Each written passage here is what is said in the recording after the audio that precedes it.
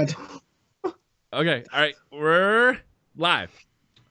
Happy New Year. Welcome to Revolver Live, the gaming podcast that says forget the past, the future belongs to the nerds. And we're starting off 2018 in style. I'm the Beastly Gamer, joined by my homies. It's been a couple of weeks. It has been too long. Yes, it has. Ryan Wilson, I'm going to start at the back. What's going on, brother? How you feeling today? Doing good, man. I'm feeling good. I've been watching a lot of AGDQ, Awesome Games Done Quick, started up today. Huge charity event where they speed run a lot of old and new games. And it's pretty cool. You get to watch people break a bunch of games and do it for charity. So I've been doing that and trying to stay warm because it is cold. Yeah, you're up in Wisconsin, right?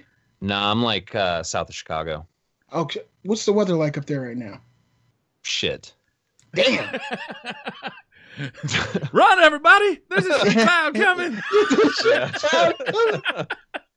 Yeah, I hope it gets better, man. You know, I'm close to the East Coast, but I'm down south, and we missed the snow here in Georgia, a majority of it.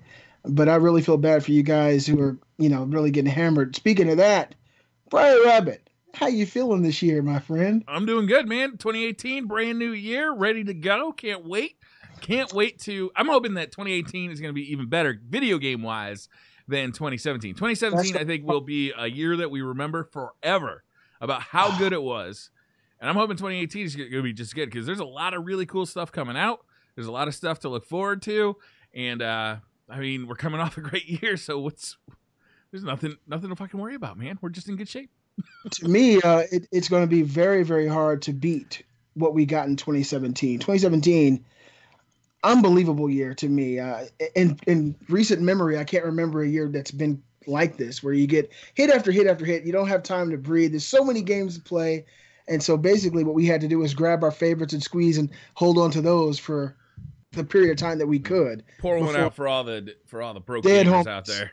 Oh, for the dead home. I'm broke now. Shoot, all the games I done bought all last year. But yeah, it's definitely going to be a good year. Gary Diaz, who didn't get any of this winter, I forget what they called it. What was it called? Arctic blast that hit us here in the U.S. Also, my favorite Mountain Dew flavor. Oh, yeah. I meant to bring that up. Gary, how you doing, my friend?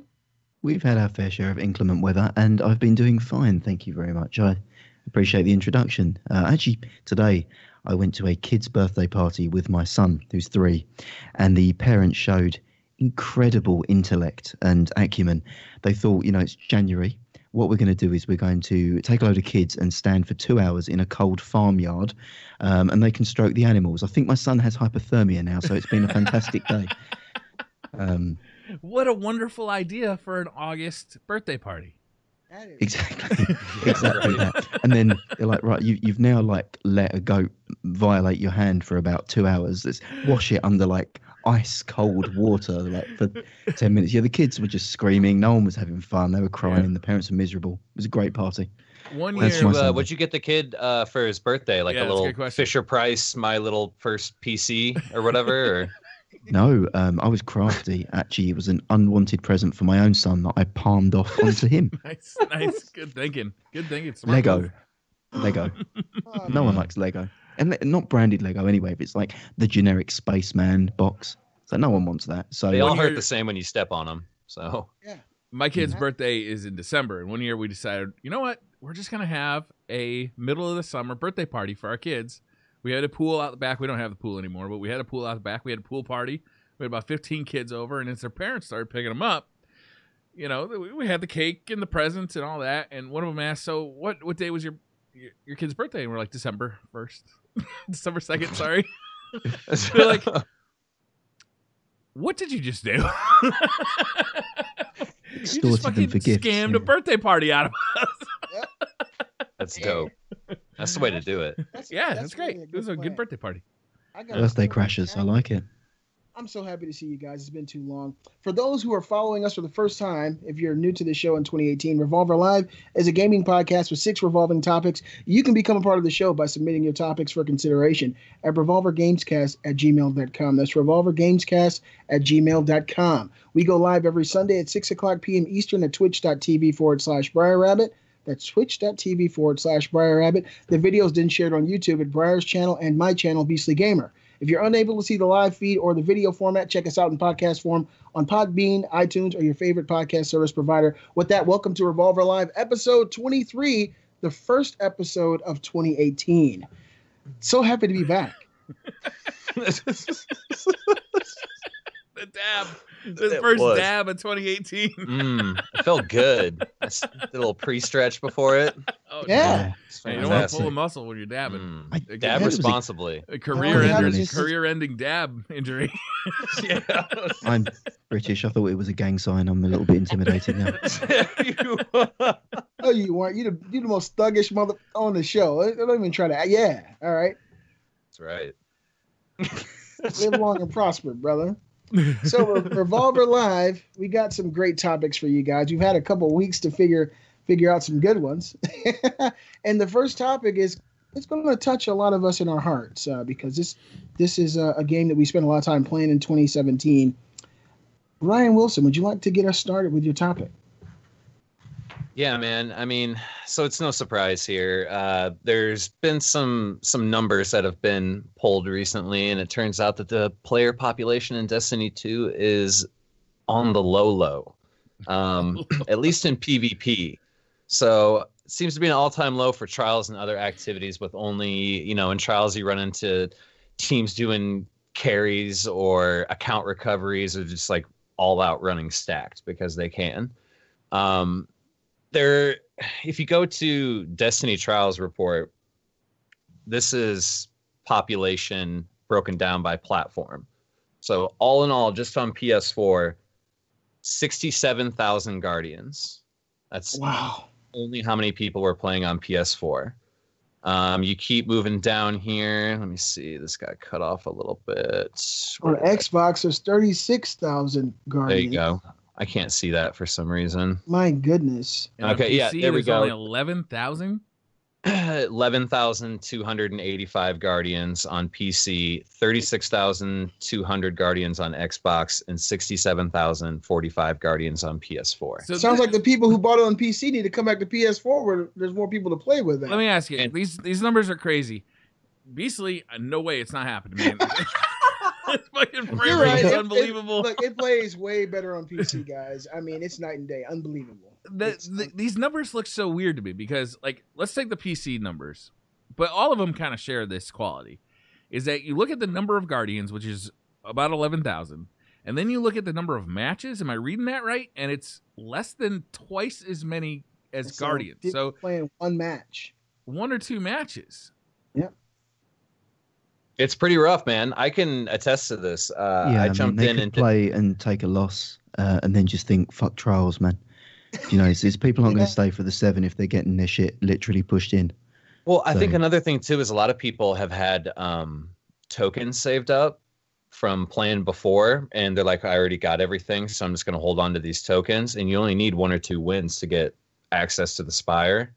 So I think a lot of people are maybe winning a couple games just to go turn their tokens in, or maybe, try to get some challenges done and turn their tokens in. And, because Trials is an amazing resource for masterwork weapons. Always seem to at least get one.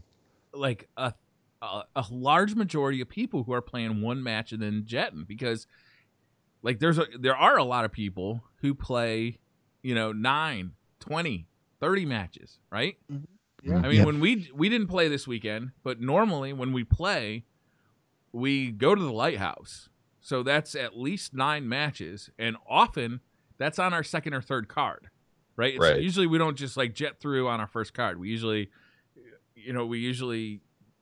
falter a bit on our first card, get warmed up during our second card, set the tone, you could say, on our second card. and then Wise words. Finally we, kind of get through on our third. It's because I don't know, for me, when it was Iron Banner time, I was just playing so aggressively during Iron Banner, and now with Mayhem I'm playing even more aggressively. Right. To change that mindset into Trials is going to be 180, because you just gotta stay back, you gotta focus on not dying as opposed to getting as many kills as you can. But goddamn, like, so there must be a large majority of those people, I would guess, are playing one match and then jetting, and that's true on actually, PS4. For PC, just before we get too forensic on the numbers there, it's actually a little bit more problematic. And that's because you further subdivide it. So PS4 and Xbox One are one community and one matchmaking pool. PC, you've got the problem of Europe and America's servers. Yeah. So you don't know what way that's split. I'd imagine, looking at the way America's and Europe is split, is that it's probably a 60-40 split to America's. So then you cut that number 60-40 again, and that's the real view of where you're matchmaking in. I got to say is over the last week or two, I've seen a lot more Asian characters in in the names above like other Guardians running around in Patrol and in the Crucible, because I have been playing a lot. I've been playing a lot of Mayhem, and I wanted to do Trials. I just, we ended up doing a raid instead. But God, man, those numbers are scary. It's really scary on PC. I mean, I can attest to it that I've been jumping in with some cards with Tefty the past couple weeks, and if he is party leader, you'll run into the same account recovery teams on the West Coast, like multiple times during one card. So they'll pass the host off to someone who maybe has like a Midwest or an East Coast connection, sure. Which, that's nothing against the people that live in that area. It just goes to show you that a lot of popular YouTubers and people who are in the gaming industry and do that for a living, a lot of them live on the West Coast. You know what I mean? Like a lot of them really do. So you have less of a chance to run into multiple teams, but it's still, the same team multiple times, but it still happens. On PS4, obviously the numbers are showing that there's a lot more people playing, and it's much more of a variety of skill level of people that you'll run into. Last week I ran a card with Lightbreaker, Lucky, and Buttwipe on console, and it was a completely different experience. We were playing people who were super sweaty. We were playing people who were, probably just there to, have a couple laughs and get their tokens and stuff like that. Yeah. But, why do you guys think this is happening, and what could be done to bring players of all skill levels back to PvP or even Trials? And to start, I think something that has been affecting the numbers in Trials has been Mayhem for the past 3 weeks. Why go do Trials and sweat your ass off and potentially not have a good time when you can just go into Mayhem and have a good time whether you win or lose the whole time, yeah, and get rewarded really quickly and well. The matches aren't very long, and people are popping those boons, man, and it's just raining loot right now. Yeah. Well, for me, Trials is very competitive, and for people who aren't, extremely competitive in the PvP space, something like that can be very intimidating. I think I can handle myself in Trials, but I've played with people who couldn't, and I've seen people, fold up like a suitcase under the pressure of a very sweaty team, and these numbers show, a lot of people go into these situations and find themselves getting, like Gary said, getting their shit pushed in. And that situation can push you away from Trials after the first game, which is obviously happening to a lot of people if these numbers are true. And so I don't know if this rings as true for traditional PvP or Mayhem, but definitely Trials is for the upper echelons when it comes to people who are competitive in Destiny PvP. The Destiny 2 PvP or the Destiny PvP community, right? Regardless of how competitive I think each person is, has pretty much come out and expressed their displeasure with the meta or the way that the Crucible plays in Destiny 2. With the, the heavy, it's very heavy on team shots. It's very heavy on distanced engagements. There's very few hero moments in PvP, right? There's very few times where you get in behind an enemy team and just wipe the enemy team. Where that kind of stuff for a skilled player, I assume, I've watched this happen anyway, it's fairly common for, like the real crafties of the world or the true vanguards of the world, where Luminosity. I remember being at Guardian Con and watching Lumi, defend a flag, I think it was like against a whole team of 3. And I'd have to watch the clip again, but it was just absolutely stunning, and it was like a total hero moment, and like the whole crowd went nuts. And that stuff is just less common in Destiny 2 because of the longer time to kills. It's harder to pick off one teammate who makes a mistake and then move on to the next one. It's much easier to duck behind a corner when your health gets low, and most of those engagements are happening at such a distance where it's hard to maneuver your way around it. On PC, I feel like it's less the case because the game happens faster on PC. But God, I look at these numbers. There's twice as many people playing on PS4 as there are on Xbox, and there's 3 times as many on Xbox as there are on PC. Well, That's I think nuts. you nailed it right there where you're talking about I had talked about this on RezoCast on Thursday, was that I mean, I think you nailed it with not having those hero moments, and I think that's why Mayhem is such a huge success, is because there's nothing but hero moments. Yeah. You know what I mean? Gary Diaz coming in, popping a tether, getting them all. You know, you're coming around the corner with Colony or Play of the Game or whatever laughter-inducing weapon that you're using at the time. You know what I mean? And it's a lot of Sweep fun. the legs, just throwing Nova Bomb glitches after Nova Bomb glitches. Yeah, right. Like giggling the whole time. Yeah. And it's a lot of fun. And I think that hopefully they take like some of this Mayhem data, and I use the term data loosely in a sense of like people's feedback, rather, that they're having a good time and they do enjoy that power fantasy. Power ammo's up all the time. You're using different power weapons. You're having a good time. You're tossing grenades just because you're going to get it back soon. You know, same thing with supers.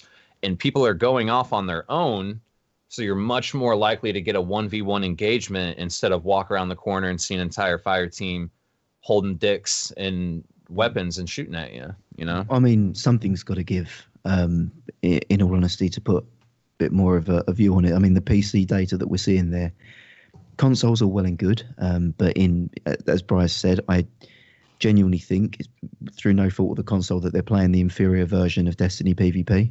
In general, I just feel like the game does not play anywhere near as well on console. And where it plays best, PC, 11,000 matches over 120 hours of play, that is, as well. You've got to think that's over 5 days of trials now, because trials runs through till Tuesday. So you've got an extended day there. So that's a longer period than you've ever had. If you work out that the average trials match is like 15 minutes, average out, because it won't be that way because there's peaks and troughs, on 11,000 by It's average match 11,000 being 15 Guardians, minutes 20,000 played. matches.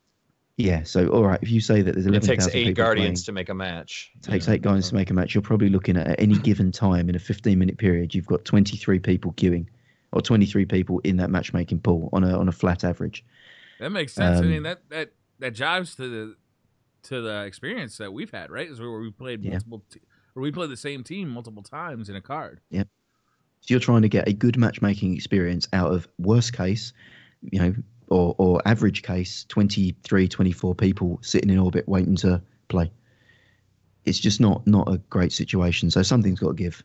And I mean, basically, was there? You mentioned about your trials view. Is there any other reason that you've moved on? Because I know you've got some other things that you're looking at, and probably going to move into that in the next topic. But what else has pushed you away from Destiny? Because you weren't much of a trials player, full stop, but you were enjoying the rest of the game. I was. I guess I'll just go into what my next topic is drifting away from Destiny, guys. And this is something that's been happening for probably the last month. Here I am after a few months drifting away from Destiny 2, just like Part 1. After the Curse of Osiris DLC, I'm feeling less and less of a pull to get back into the game. And I don't know if I should feel this way, but I felt like after the DLC, after I played it and I experienced it, I felt the repetitive nature of the game start to really ramp up every time I went back in. Every time there was a reset. You know, just going back to the planets, you know, trying new things for all the same results. And after a while, it did become redundant to me. And part of it was that I am kind of a loner in this group. I was on console. Wilson plays on console every now and then, but you guys had kind of migrated away. It was just me and Kate. And then other games started to kind of shoehorn their way into my life. And it kind of pushed me away from that experience. And I thought, at least at this point, I experienced maybe 80% of the content that I paid for. So I didn't feel really as bad about it like I did with Destiny 1. There was so much stuff in D1 I never experienced. Destiny 2, I experienced quite a bit. Destiny 1, though, I mean, you played the vanilla game for a while, and you bounced off of it relatively quickly there, too. And I feel like we're in a very similar situation, right? Is that the vanilla Destiny 2 feels a lot to me like vanilla Destiny 1 did, where it was just like, there's not a whole lot to do here. There's not a whole lot of stuff, you know? It's like, there is more content in Destiny 2 than there was in Destiny 1, but The difference is there's not a lot of reason to run the content that's That's there. really how I feel, Brian. You know? You're 100% right. And I don't want to feel that way because I had some of the best fun of 2017 gaming playing Destiny. I mean, such a fun game. And the fun is still there when you're with your people and you're doing your thing. But it's like, every time you jump on the game, it's not the same situation. You're not with the same people. And sometimes it's just not quite as fun when you're not, kicking it with your gang or whatever. And so there's a big difference as well to Briar's point there about Destiny 1 and 2 parallels. I feel like D1 and D2 mechanically, or the PvE game, is very similar. Obviously, Destiny 1 had a bit more of, I wouldn't say content, but there was more carrot on a stick because it was harder to get the things. You spent just more time on average to get the loot. But I think that the thing that kept you playing, or the hook, once you'd completed your tasks in PvE, was that addictive PvP game. And the PvP, like, people would get the weapons to then use them in the Crucible because they thought that it was something that was compelling. When you got your last word, you were like, oh, I can't wait to use this in the Crucible. That was what you wanted to do. You got your Ephrodite spear and you're like, I'm going to slay some Guardians with this.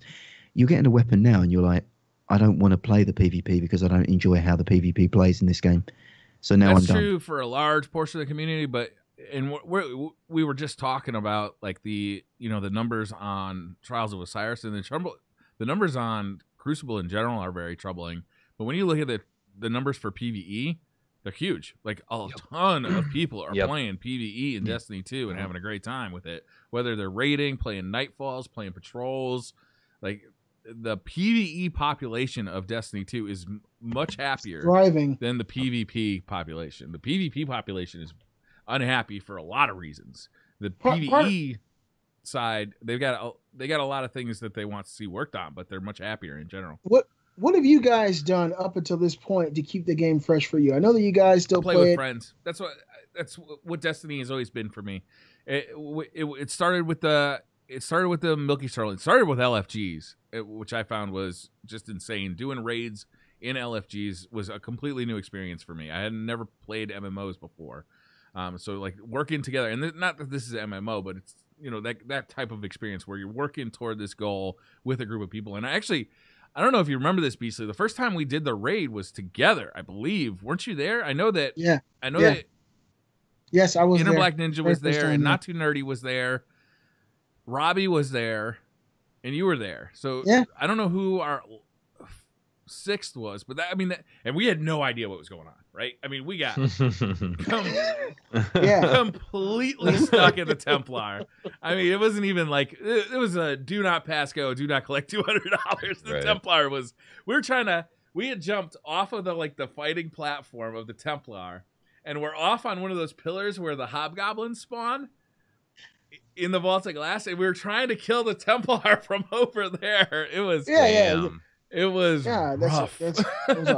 But so once I learned the raid with LFGers, and then I continued to do LFG, which I actually enjoyed quite a bit until I LFG'd with the Milky Sirloins, and I met that group of guys who none of them actually play the game anymore. I think Skinny was the last of the Milky Sirloins to continue playing.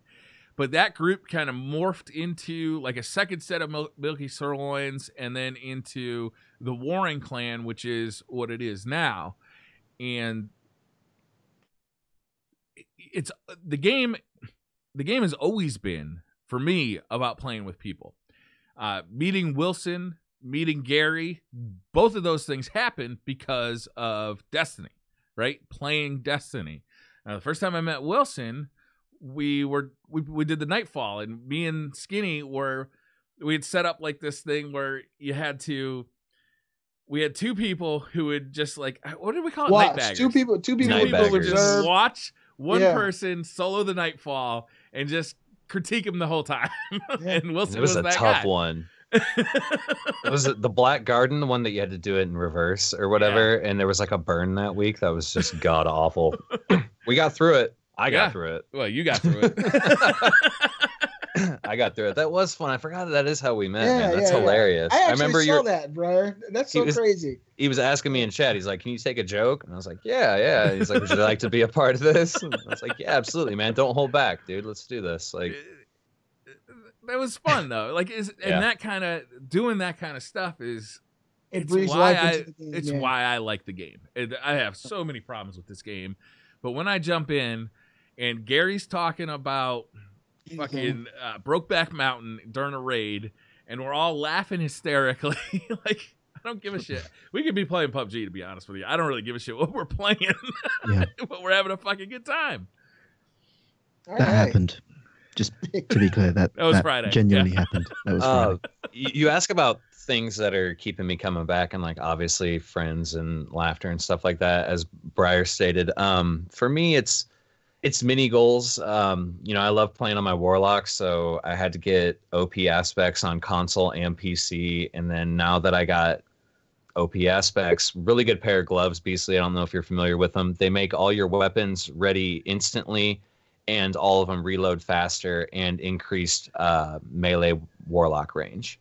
So they're like fucking good. Oh wow! In other words, never equip another Warlock exotic again. I just deleted them all. Just got rid of the rest. Wow. So very happy to have gotten those. But now it's like, what's the next thing? Oh, Midnight Coup, fantastic hand cannon that would pair really well with this awesome pair of gloves that I got. Unfortunately, it only drops from the end boss at the Leviathan raid, Callus. So it's got an extremely low drop rate. So I'm chasing that. And then after that, man, there's really not much other than just playing with friends. I mean, the game needs a lot of changes done to it right now. It needs a lot more incentives for people to play. For one, and I'm not going to talk much about it because it's a fucking beating a dead horse, but they got to take all that shit out of Eververse and put it in game somehow, and put something else in Eververse that isn't as impactful, or maybe just as cool, but it's not the only cool shit that you can get. You know what I mean? Adept weapons, adept pieces of armor, whatever, for showing that you did the prestige raid, and it's more of a look. It actually has a function to it, so something that's going to help you go through the raid. Trials armor, maybe it has an extra bonus perk for mobility, resilience, or recover, just anything, something to set it aside from the rest that gives you what we like to call the chase, or the carrot on the stick. You know what I mean? The stick. It needs more chase. It needs more carrots. It's got the stick and the string. Got that fucking down pat. The fucking carrot's not there though. No, it's got the stick and the string and the carrot, but it's got a fucking quarter slot in it, and it brings it closer every time. Every time. I feel like my advice, or the way that I'm still enjoying the game, or you say, what are you doing to keep it fresh, is I stopped giving a shit about it, and that's worked really well for me. So I play Destiny when I feel like I want to play Destiny and I want to do something in Destiny. As soon as I feel like I don't want to play Destiny, I stop and I don't think about Destiny, and I just enjoy it the rest of my life, which is something that I didn't have the luxury of in Destiny 1. Destiny 1 was no, every day I'm playing Destiny, and I'm going to do this, and I'm going to play Crucible for 12 hours, and that's what I'm going to do, because that's what I'm compelled to do. Not necessarily have to, but it's just what I felt I wanted to do. I'm enjoying it now because I will play Destiny maybe 3 times a week for a couple of hours each time, unless I'm playing with friends, in which case, as you say, the game is insert game here, doesn't matter, we'll play something. But yeah, for me, I don't know why people are, and I think people are probably investing so much into it because it was such a big part of everyone's life. Destiny 1 was, but I think you have to remember it's just a fucking video game. Yeah, it's all right, we've had fun with it. It is just a video game. But it's also a community, and it's also a friends list, and it's a group of people that I've been playing games with now for 3 years. And when they're not playing Destiny, one of them is playing this game, and the other one's playing that game. And there's no, maybe we can get some of them into PUBG, maybe we can get some of them into Fortnite. But man, I fucking love my raid group. I love laughing my tits off because this one guy could never make this jump, and this other guy always gets nailed by the dick wall, and fucking, this guy always talks about Brokeback Mountain, and it's hilarious, and it happens. It's more than a video game. It's a community, and it's a set of friends, and when they're not playing the game, we get upset that the game isn't good enough for our friends to come back and hang out. I hear It's you, a and that's the portal. problem is that it's become Yeah. emotionally loaded for people. So you Yeah. can't disintermediate that from what is really inconsequential. You know, in terms of the game being good or not, if you could magically have that and put that into Any game. the Division, let's say, and the I was thinking Division of was the game that everyone played. Yeah, I think Destiny would be. You'd see it, you go, "Oh, Destiny was fun. Had fun with Destiny." Like BC yourself, you said you had great time with it in 2017. You'd never say it was not worth the $60 or it was a bad game. No. You know, No it way. was, and that's how I'm treating It was a Destiny. great game. It You is know, a great game. I'm definitely not done with it, and I completely agree with you there, Gary. I remember when the Division came out, and Briar and the Sirloins, everybody migrated over to the Division, and they played that for a You're good. talking about the beta. You guys all were over. I mean, that was really the game that everybody was playing for a pretty good amount of time. Even when the actual full release came out, Briar, I played that with you. We played it together. I didn't even level up my character to full level in Division. I played that. I feel like I played that for less than a week, and it was just like, this game is fucking boring. Yeah. I played it to completion, and that was it. I think Brian, we beat the game together. I never beat the game. I didn't still beat it have with never you? beat the game. I have bought that game 3. Well, I mean, I've actually purchased the game probably 5 times. But Are you I sure? own 3 copies of that game, and I've never beat the campaign. You need to have I'm your wife currently- manage I'm your currently money. sitting on a level 22 character on PC that I'm dying to get back to because like it's finally grabbing me on PC.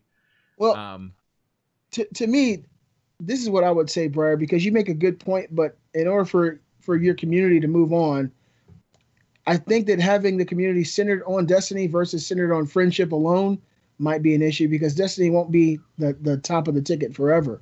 You got to have friends in your group who are willing to go play golf with friends and play something else and try it and enjoy it to be able to bring that with you anywhere you go. Versus that's why I'm so happy that we started doing Revolver Live on Tuesdays. Yeah. I'm so happy. We've talked about doing that for years, and we finally started doing it. Yeah, we did it on Tuesday. No, we didn't, Gary. Yeah, for everyone we that did a was wondering, podcast on Tuesday. for everyone's wondering what happened with our Revolver plays, I've got to take culpability here. I chose Overcooked because I played it with my fiance and it was a fantastic co-op experience. What I didn't realize is that game, for all intents and purposes, is local co-op only by default. So unless these 3 guys wanted to get plane tickets to London for Tuesday, there was no way that we were hosting that game. So unfortunately, All you had to do was ask, Gary. Yeah, I man. think I'd have Wilson been will there. prefer a boat ticket. Yeah. No, Yeah. Wilson prefers Give a me bus ticket. He wants A a big really, bus. really fast boat. I'd be there, man. A plane. That actually I don't. sounds nice. I want I don't to. think I could do I'll that. go with Wilson on the boat. Yeah, man. It's They got safe, internet on that boat. dude. Hell no. I can fight off sharks and whales and things like that. I can't fight gravity and You got to get good, man. Dude. Try harder. Just go with it, Wilson. be on a plane for that long. Do you know what kind of Right. drugs I'd have to be on to deal with that? Like, not the kind I'm willing to take at this age. I mean, what is the weed to flight ratio? Like, at what point does enough weed make the flight seem less? Weed's not strong consequential? enough, man. Like, Yo, I mean, like, weed here's the is thing, not dude. like anti-anxiety medicine.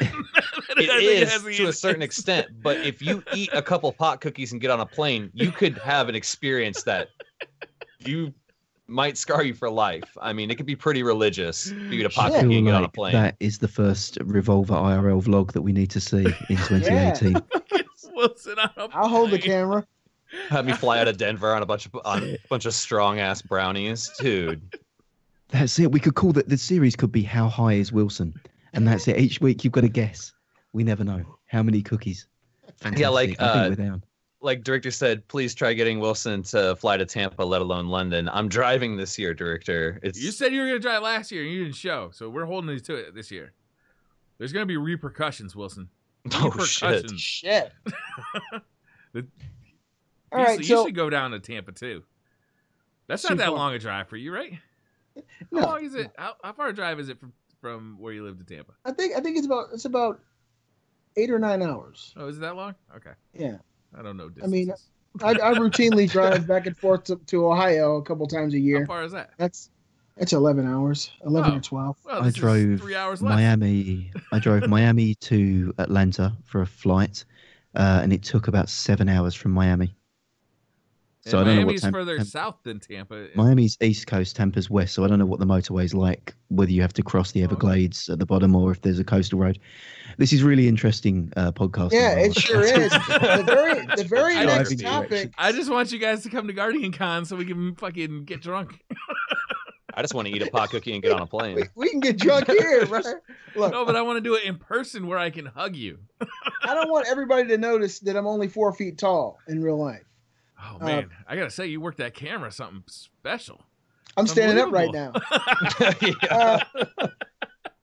The next topic is mine, and it's something that came to me over the last couple of weeks. As I mentioned to you guys pre-show, Kate and I have been playing my second favorite Final Fantasy game.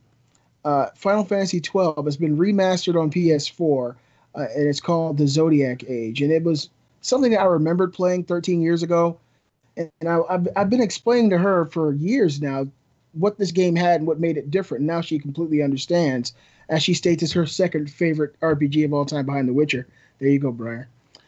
One of the things about this game, this topic is new features that you'd like to see in video games, or in this case, an old feature that I feel is never used or underused in certain types of video games. One of the most amazing features of this game is called its Gambit system. And this system allows you to do things. You can pre-program your players' movements in different scenarios. This system offers literally hundreds of different options for offense and defense. For example, these are just very small examples. You can choose what to do to flying enemies, choose who to heal and at which point. Like basically, if a person's health gets down to 10% of what they have left, you can choose to do different types of things to buff that character, heal that character, cast Reflect and Protect, resurrect teammates if they're down, all this crazy stuff that you really don't. Basically, now Kate and I are walking around in the game, and our characters do what they've already been pre-programmed to do.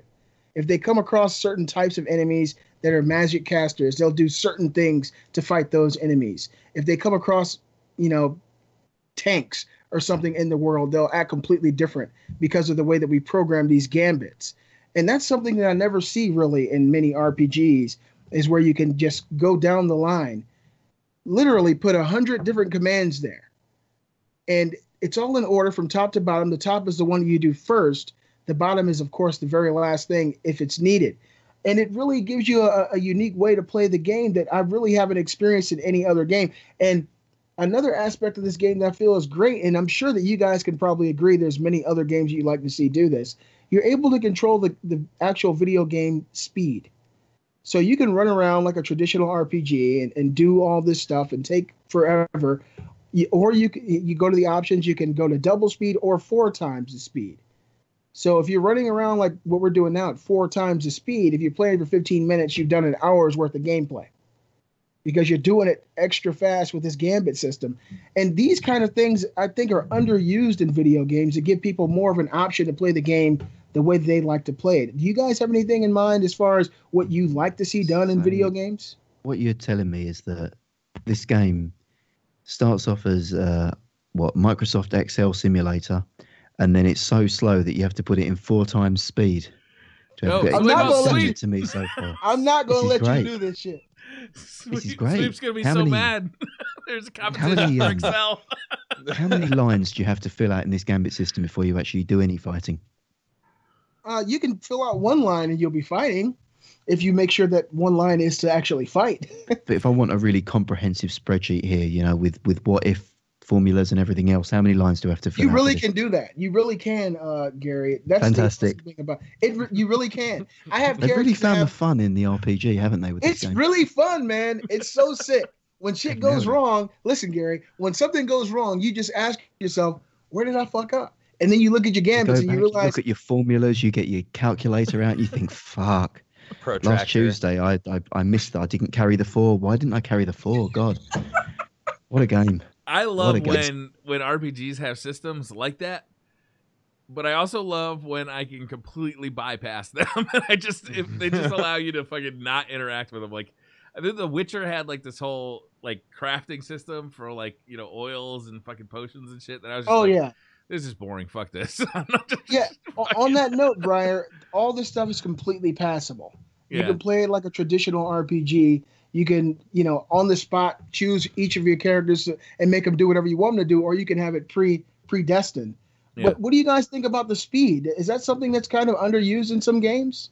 Yeah, they used to be big in turn-based games and strategy games, and even I think there was even some like games like God simulators that I remember being in, like Populous and stuff like that, where you could always amp up the speed of the game because invariably there's going to be boring parts of that where you're waiting for shit to build and you're waiting for turns to happen. So you just double the speed or 5 times the speed or. In an RPG where you're doing a lot of grinding, I can imagine that's huge. Like it is. But an alternative strategy would be to just reduce the amount of fucking grinding you have to do to play the game. That'd be nice. Or just make the grinding fucking fun. Welcome feature is to speed up the grinding. Well, guess what? I mean, just how many loot crates do you need to open before you get the 4 times grinding speed? None. It's available. None. Well, at least that's a bonus. It's got that going for it. Gary, I thought you used to love grinding. I thought you said that the grind was the thing that really gravitated you toward certain types of games. If you could grind at 4 times the speed and your character already knows to be a smug PC elitist before it even meets an enemy, come on. I think we've crossed wires somewhere. I was talking about the couple of years I spent on the pole during my university, funding myself through college. I loved the grind back then. But you guys should have saw the pre-show. Gary had a pole behind him in his hall there. And he showed us a few moves. It's not a hole. It's a hole. That's the portal to the Babe layer. You can see it right there. That's the portal. I didn't realize you installed a sliding glass door to the Babe layer. That's fucking beautiful. That's it. It really opens the place up. So people can look in, but they can't interact. That's my son's play area. During the day, that is like a train set everywhere there. It's just that. But no, during the night, it's my pole dance venue. That's where I get my groove on. Like Stella. But no, I mean the speed up game thing. You've seen that train around the room naked, legs up in the air. He said like Stella. Sounds like a very sanitary place for your kid to be playing. Stella used to get a groove on. I don't know. I've seen it in a lot of the Final Fantasy games, like the Final Fantasy IX enhanced version that they released on the PS4 or re-released on the PS4. It was a port of the iOS version, and that you could also change the battle timer, so you could put it into fast forward mode. I think it's just something that older games that have been brought into current generation have had to do because game designers moved on. As Briar said, they've just tried to make it more fun. And they've realised that, we used to really punish people to play our games. Like, grinding in an RPG is not fun. The end state of where you are once you've achieved that power, I think that's where you get the fun and the gratification in the game. They're trying to get people to that gratified state quicker. I don't think it's a good game mechanic. I think it's a Band-Aid on a high risk. But you don't feel as gratified if you didn't grind for it, right? Yeah, what is he talking about? I mean, you play World of Warcraft and you grinded for what, Gary?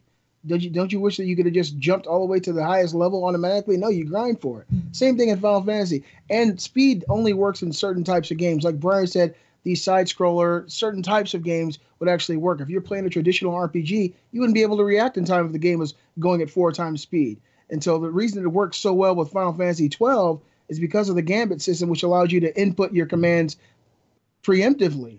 It's great. You don't have to play the game at all. You can just pre-program it and put it to 10 times speed and walk away. Yeah, I think the point is that if you feel the need to, put a 4x speed up in your game, then maybe you need to take a look at your game mechanics and why people feel the need to 4x this thing. Like, why is it so boring that 4x is better? Yeah, because, in my opinion, you're grinding for things at 4 times speed, but you've now set the new standard for what you should be achieving. Even if it's at 4 times speed and you've grinded for an hour and you are technically grinding out 4 hours because it's at 4 times speed, you're still investing an hour. Now you've set the bar of what a new grinding session is. So you get what I'm saying? Sure, you're grinding stuff at a quicker pace in game, but you're still going to invest just as much time grinding for it as you would probably normally. You don't necessarily have to get rid of the grind, but you got to make sure the grind is so fun that people don't want to hit a 4x exactly. speed up time. That's what that was going to be my point. Let me just say this to the guys and girls who are watching the show or listening on podcasts. Don't judge it until you try it. I'm not a nerd. I don't like to sit around and crunch numbers. That should be the motto of our show. Don't fucking believe Gary. I don't like to, I'm not an accountant. The motto of our show. But this Gambit system is extremely unique. It's very, very fun, and it's really fun figuring out, different ways that you can counter certain situations. So I would say don't judge it at least until you try it. This is a very fun game, and I think that gambit system is something I wish I could see in more games. I don't remember if the PS2 version had the double speed or 4 times speed. I told Kate earlier today I kind of remember it having something like that. I don't know necessarily if it did or not, but the speed works in this game simply because of the gambit system. It wouldn't work if you had the way you grind in Final Fantasy games. I haven't played a Final Fantasy game in a long time, so maybe it's much better than it used to be. But it used to be that I feel like it was geared around like the playtime requirements and the playtime capabilities of like a 12-year-old who had like unbelievable amounts of time and was disappointed if this game was done in under 100 hours. You know what I mean? Whereas as an adult, like you've got to make the moment-to-moment gameplay much more interesting. Like I would never play the Witcher 3 side quest which is how I grind the Witcher, right? That's how I level up the Witchers, by running side quests. I would never hit a 4x timer on that because the side quests are some of the most interesting content in that game, right? Oh yeah, well stuff like that is not sped up, Briar, in the game. Only the actual open world, you're running around, you see an enemy, you run up to him in 4 speed, you attack him in 4 speed, he's dead. That's the only thing that's affected, not the story, not the cutscenes, anything of that nature. I mean, it sounds to me perfect. The game is been set up in such a way that, correct me if I'm wrong, basically, you can pre-program it, so it sorts itself out and resolves every possible encounter. You can fast forward it so you can get through it quicker. Do you even have to play it? Can you just like tie a rubber band around your controller and leave it and just walk off? I tried. It's not as fun as using your You've phone. tried. Fantastic. Yeah. I could see the fun in trying that, to be honest with you. Trying to program your characters well enough in Final Fantasy that you don't actually have to play the game. I suppose I'm sure it's been eventually done. It's a lot of fun. I'm sure it's been done. Throughout the entire game, you're constantly getting new spells and equipment. You're changing things. You know, you're coming up against enemies that are bringing new types of attacks, using different kind of spells. So you got to figure out exactly which character needs to do what. So you pick jobs. There's 6 characters that you choose. One could be a mage, red mage. You can have a tank, a healer, someone who buffs the team, all kinds of stuff.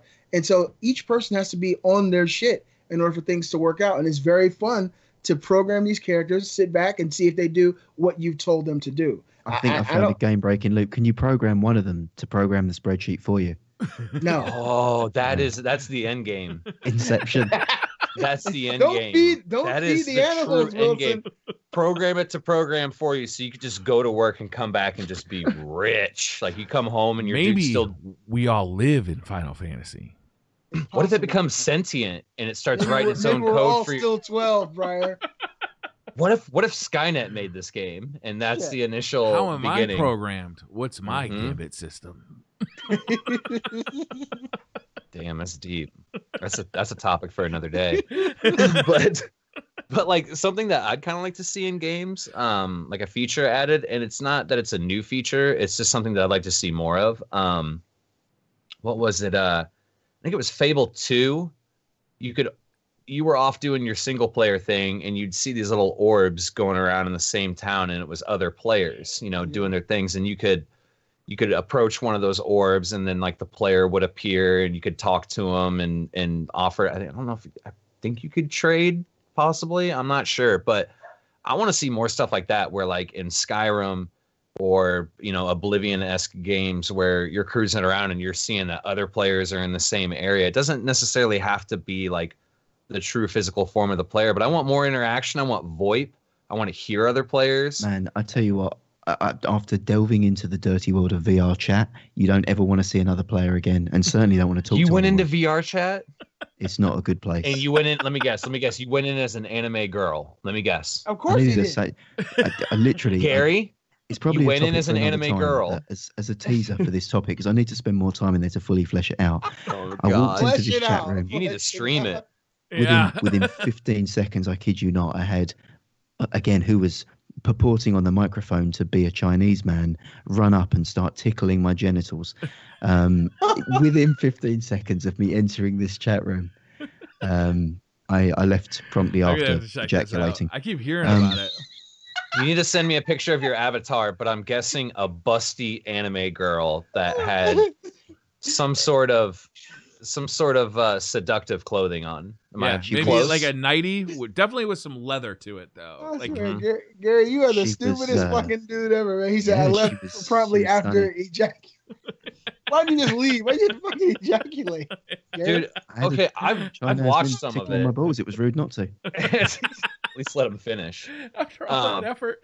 Yeah, Oh, I've watched God. some of that VR chat, dude, and it is like every now and then you see someone streaming it who's in a very very unpleasant room of chat people to watch, but Yeah. every now and then when you least expect it, you find someone streaming it who's in a chat room of people who are strangely interesting. Yeah. Like Should I just stream this, Wilson? Should I? Fire this thing up. I would dip your dangerous toes. stream. I would dip your toes in off stream. Yeah. I don't know. I feel like the way to do it is just jump the fuck in. Well, because here's the thing, you can't like always, if other people find out that you're streaming, you know how people get when they want attention and stuff like that. So like people could be like just screaming into their microphone or yelling racist stuff and things like that. Other human beings, unfortunately, in the chat room. Yeah. As I said, I went in and it was a eye-opening experience, but that's put me off ever wanting to see or talk to anyone ever again, online or offline. I'm now going to recluse away in my home. Back to the topic. I would like games to start looking at like all of this data that Google is putting out there for Google Maps and like all the stuff that Wikipedia has. I'd like to start having games that take place in the world that actually exists, right? So I've always talked about my idea for a shooter that takes place like in Google Maps. So you can play in your neighborhood, or you can go play a game of Counter-Strike on the Eiffel Tower or wherever, like an actual place that exists in the world. But I'd also like to see, the analytics that they gather about us, like brought into these games. So like, Wilson we all know that Wilson's incredibly tall. He's like 6'11". So in game, he appears at 6'11". Beastly 4'0", so we could see 4'1", Brian. Don't take my 4'1". Sorry, my bad. All of his growth was elsewhere, if you know what I'm saying. It's weighing him down. Like, I'd love to see games start incorporating data and using some of this stuff to actually make games that feel. I guess AR would be like a great place for them to start doing this, where you have the you have VR, which is you're in like a world that's custom molded, and you have AR where you wear like glasses that you can see through, but they add stuff to the world that you're in, like Pokemon Go kind of stuff. I'd love for like that stuff to start coming out and start coming to fruition. I know the technology's got a lot of ways to go, but god damn, I'm looking forward to getting there. Yeah, that would be incredible, and it's definitely going to happen, Briar. We're on the cusp. Did you guys train actually? is moving. I'm sorry to like hijack this, but did you guys hear that Vive, or I think it's Vive? I'm not sure if Steam or Vive, HTC Vive made the announcement, but they said they're going to be at CES with new resolutions for the new year, which is like kind of a catchy way of saying it seems like they're making a new headset with a higher resolution, which is very exciting. Ooh. If we can power them, because the Nvidia's sitting on the 1080 Ti unless it's challenged, probably for another year. No, that thing, they're going to come out with the new Vega cards this year. I'm sure of it. You think? Yeah, I'm sure of it. Yeah, they released the the Pascal cards.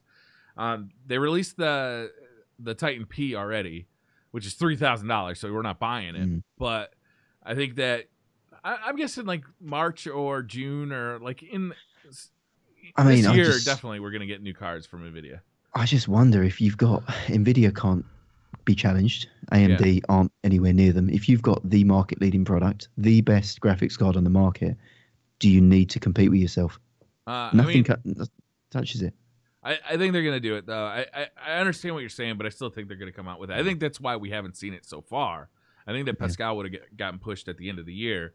I was talking to Tim Clark about this. He works for PC Gamer Magazine, and me and Tefty had asked him, like, what, do you know when the new cards are coming out? Because I hadn't bought a 1080 Ti yet. I was thinking about getting one, and he didn't know, so he asked kind of his hardware guys, and they said we're thinking November.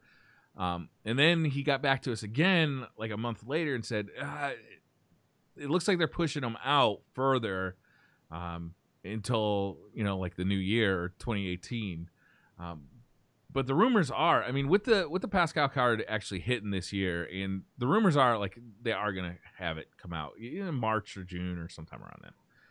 And it'll be like the 1080 version, so there will still be a tie version after that. So you might not want to jump on the thing right now. But a new higher resolution, this is all bullshit fucking techno talk, but a higher resolution headset, you don't necessarily have to be pushing like a higher resolution game to it to get some of the benefits. Some of the benefits are just that you get rid of the screen door effect that you currently have with the headsets. With the Oculus... Oh, because there's more field of view, I guess. Well, the display itself is a higher density theoretically, like we've seen like Pimax and stuff. There's other headsets that do this.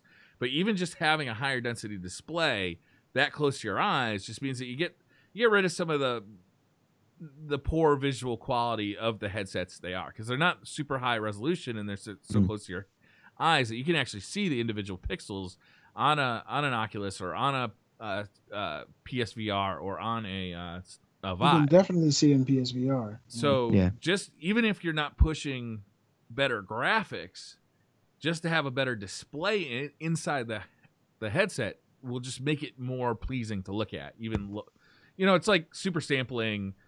You might have a 4K TV but not run the game natively at 4K. But if you super sample it, it still looks nicer at 4K than it would at 1080. I hope that the new one that they are unveiling at CES, I hope it has more built-in Twitch functionality for streamers, like a button that you could press that maybe, because like I noticed VR Chat does this, and I think it's with the Vive. You could press a button and a little window like comes off your arm in game, and it shows your window chat, like your actual Twitch chat in game. I was doing this. Really? Yeah, I was doing this when I was doing Fallout VR, which I'd like to talk about later. But what I can actually do is I set this up so that when I rotate the controller toward me like this, I can see the Twitch chat. So I was able to read Twitch chat. There is another way so that Twitch chat can actually see it on stream. That was not working for some reason. They could not see that I was doing that, so they'd just see me looking at the back of my hand. But I could read chat inside the headset, but for some reason that doesn't get displayed in-game and then get picked up by the game capture software. Because it's kind of like an overlay. Briar, what is it like? I know it's off subject because I have PSVR, and I couldn't imagine doing something like that on PSVR because of the resolution. Are you able to easily detect the words when you do that? Yeah. When you turn your head, really? Yeah. It has. There's a bunch of adjustments for it. You can pick up any window on your computer and have it represented inside the game. So it doesn't have to just be chat. It could be your system stats, or it could be a YouTube video. If you want to know how to do a specific thing, you could have a YouTube video playing in VR. You could control the chat. You control the window with your other hand. Like you can hit play and pause and shit. So, I mean, just asking for a friend, if someone had maybe a favorite hentai anime site that they wanted to watch whilst in games, that would work, I guess. Yeah, you don't want to do that though. You want to get into the stuff that's custom built, right? you want to be in that hentai. You don't want to be watching. I'm just asking for a friend. I don't know what he wants to see. Let's in be there. honest. Your wrists are a little busy for that kind of thing. Yeah. And you wonder why your computer's fucked up every single week. I'm asking for a friend. He's not here. We can't clarify the question. He's talking about the man in the mirror. Aside from Gary, VR games, right? You've been playing something else, haven't you? That's not a VR game, but is a game that's blowing up on Twitch at the moment and looks fantastic. Can you tell us a bit about that? They are billions. Have you guys seen this yet? I'm looking at it right now. Played it? I have. No. I've played it. So this is a game. You've played it, Gary? I have, yeah. I got it when it was like $15. So this is a game. It's a combination between a real-time strategy game, like StarCraft, you're probably familiar with, or Counter-Strike, or not Counter-Strike, Command and Conquer. A real-time strategy game where you build up bases, you collect resources, you build units to fight and stuff like that. But it's combined with a tower defense game where you have these masses of zombies that come and get you. So you don't fight other players and you don't fight other units like you. The goal of this game is you start on a map and you build a base up and you try and protect your city from the hordes of zombies that are coming. It starts off with, there's zombies kind of roaming around on the map. You kind of clear out space, and then every once in a while on a timer, like a big rush will come, and they kind of tell you, okay, you've got about a minute before this rush comes. It's going to come from the east side. Yeah, before a horde comes, it's going to come from the east side, and then you get a graphical representation. It's coming, and you just have to fend it off or die. Each game takes me somewhere between, let's say, well, I mean, it could take us about 5 minutes, but depending on how poorly you start off. But I've had one game actually took me 7 hours to play. 7? Damn. Yeah, and I failed. It was a failure. But it's incredible because it's all, if you are familiar with playing real-time strategy games, it's all about turtling. You're basically just building a base. Every once in a while, you've got to make a decision. Do I expand my base to get these other resources outside of my base, or do I just kind of pack it a little tighter inside of the base that I've built? You can upgrade units, you can upgrade buildings. You have to worry about food, you have to worry about power, you have to worry about mining stone, ore, gold. You have to get wood. And all of these things are needed for, archers and for, bigger units. You can start building your walls with wood, and then you can upgrade them to stone later on. And by the end of these rounds, when you're approaching day 100, which is kind of like they start off on day 0, and by day 100, that's when the big zombie horde comes, and it's big. It's like really hard to defend against. You've got like a limited time to get all this done. So you're constantly kind of under pressure and worried about like the integrity of your base, and you never know where the next round is coming from. So the west side of your base may be really strong, but you've been expanding a little bit on the east side, and you really want those resources out there, but all of a sudden you see that they're coming from the east side, and you're just like, oh no, like I have fucked up. But I've had, even then, it's like one zombie can destroy your whole base. One zombie, because if it gets inside and it takes over, you have tents where people like stay, and that's like your workforce. So like you need people to populate, the fisheries, and anything you do, you need people to actually do it. Right? And they can get infected. What happens is if a zombie comes into a tent, he destroys that tent, and that zombie leaves that tent, and 4 new zombies leave it as well. Yeah, and it happens fast, in seconds. So if imagine you have a row of 8 tents all together, that row of tents could be gone in 15 seconds while you were gone doing something else on the other side of the map. You didn't even realize it. So one fucking zombie can ruin your entire game. That happened to me last night, actually, where I thought I had cleared a horde, but somehow one zombie had gotten away from me. I went to the other side to start expanding my base. I come back, and like half of my town is destroyed. I was like, oh my God, what just fucking happened? It is fucking intense, man. It is so fun. It's in early access. Man. There's no story. There's no story to the game. There's no multiplayer to the game. It's just 4 maps. They set it on the default, so it's really challenging. And I'd recommend actually sticking with the default. Maybe play the first game on easy just so you get a feel for like the build order and stuff like that. But I definitely recommend staying with the hard stuff, because that's the fun, is just trying to protect your base. It's so good. They are billions. And the art style as well is fantastic. Like that's something else worth noting. The art style on it is fantastic as well. Yeah, it's really good. It's almost like animated to an extent. It looks kind of across. It's not gone for realistic graphics. It's kind of almost inspired by Plants vs Zombies with a steampunk influence. But yeah, I mean, I lasted till day 5 and gave up. Like I can see the fun in it, and it's a game that I'd love to get better at and understand the mechanics of. Because as you said, the trailer for me is what actually made me want to buy it before I'd seen streamers play it. You say there's no story. I think once a story gets put into that, or the world gets expanded, it's so terrifying almost. The trailer was like looking at, I think it said that it was like 7 settlements remain or something, and it was like the world's ended and there's billions of zombies, hence the name They Are Billions.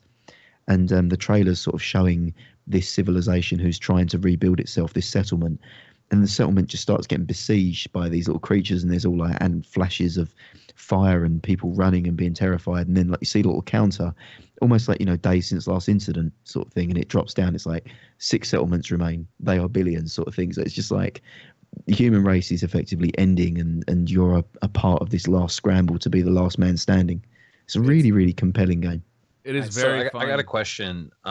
If you don't really have a background in RTS real-time strategy games, is this something that you could pick up and check out? I mean, yeah, you're going to want to start on easy, though, because it does rely on some knowledge of real-time strategies. Like the build order is like right off the bat is all you've got is like your home base, and you've got to figure out, okay, I've got to build how many people do I need to have in my town so I can build, you know, I can build a barracks so I can start building soldiers, right? That's one of the first things you want to do, because you only start off with 4 soldiers or 5 soldiers. So like learning build orders, especially in the early game, is incredibly important. Also, you really want to I really like getting ballistas very early. So it's very much a race for me, is get the barracks built as fast as I can, and then get I think it's called the stoneworks. I can't remember exactly what it is that I need to build the ballistas. Maybe it's the wood shop. It's something. And then you get ballistas, which are towers that you know, huge fucking like massive arrows, and you can put these out around, and it takes out massive quantities of the zombies. And when you start out, you need to explore, because you need to expand enough so you can build farms and you can find resources. But you're going to find there's just tons of zombies just hanging out, right? They're just kind of standing still. And when you get close to them with an archer, because an archer is silent, you can pick them off and the other ones around won't hear you. But if you use a soldier that uses a gun, he fires a shot and a bunch of other zombies come running, you know? Oh, shit. It's very strategic about that kind of stuff.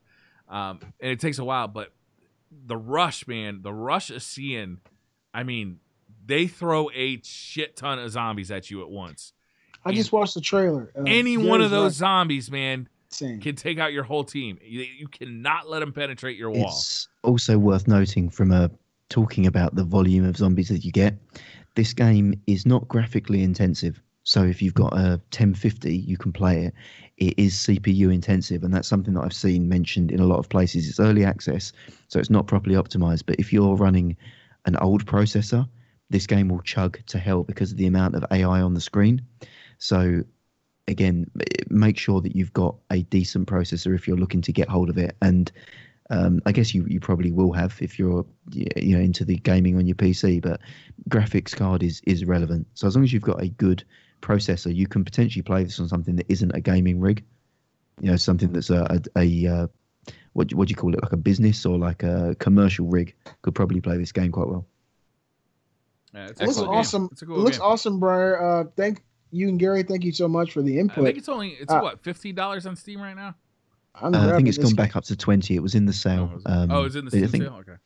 Yeah, it was only like if you didn't pick it up in the sale, you only, I think 15% was off of it. It wasn't a huge saving, but it's only a $20 game even now. It looks awesome. That's another one of my PC collection games, I guess. Thank you. I've been watching Tefty stream it. When he gets done playing Destiny, he'll hop on They Are Billions, and it's always really interesting to watch. Also, I'm kind of getting that old back when Tefty did the Planet Coaster stream. I'm kind of getting that vibe from it. Oh my Just God. like like what is it, ASMR radio or whatever? Yeah. It's God.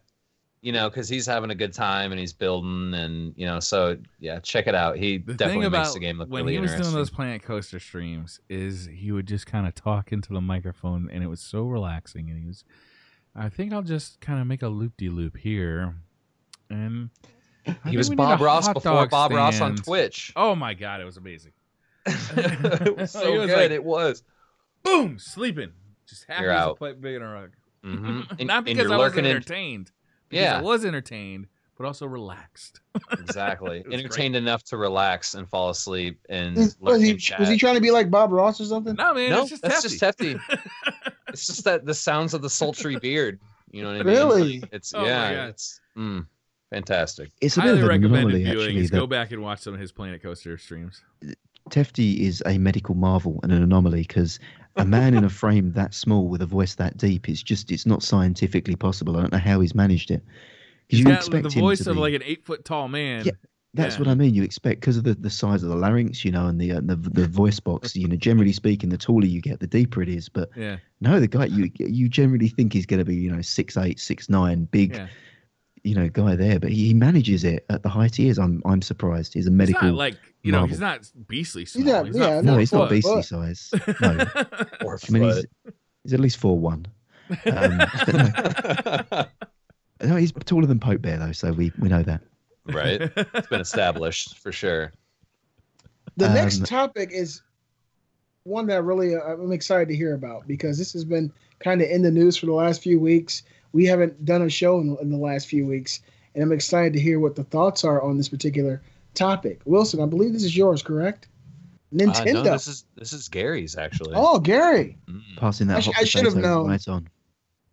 Yeah, well, there was a penis drawn in the topic, so it could be Wilson's. You would have thought. We know that he likes to. That wasn't graffiti. a penis, man. Look, man, I got a problem that like 1 in 8 kids It have. is a penis. I like to draw dicks. I didn't see it until he highlighted it. I'm sorry he had to highlight it for me. Look, I know a penis when I see one, and that's a dick. Yes, you do. We haven't done our sponsorship talk either, which I think it's a good time to actually break out halfway through the show before we dive into it. Yeah. And give a call out to our sponsors, bagofdicks.com. I think we, there's times in life when sometimes you just want to give that someone the perfect gift, a gift so precious and majestic that flowers, perfume, or aftershaves just won't cut it. No, for times like that, there is one gift that will show them the caliber of your persons and your true intentions, and that, ladies and gentlemen, is a small jewelry box filled with a variety of coloured male genitalia. Bagofdicks.com offers an anonymous mail order service where you, yes you, can send anyone you desire purple-headed yogurt slingers.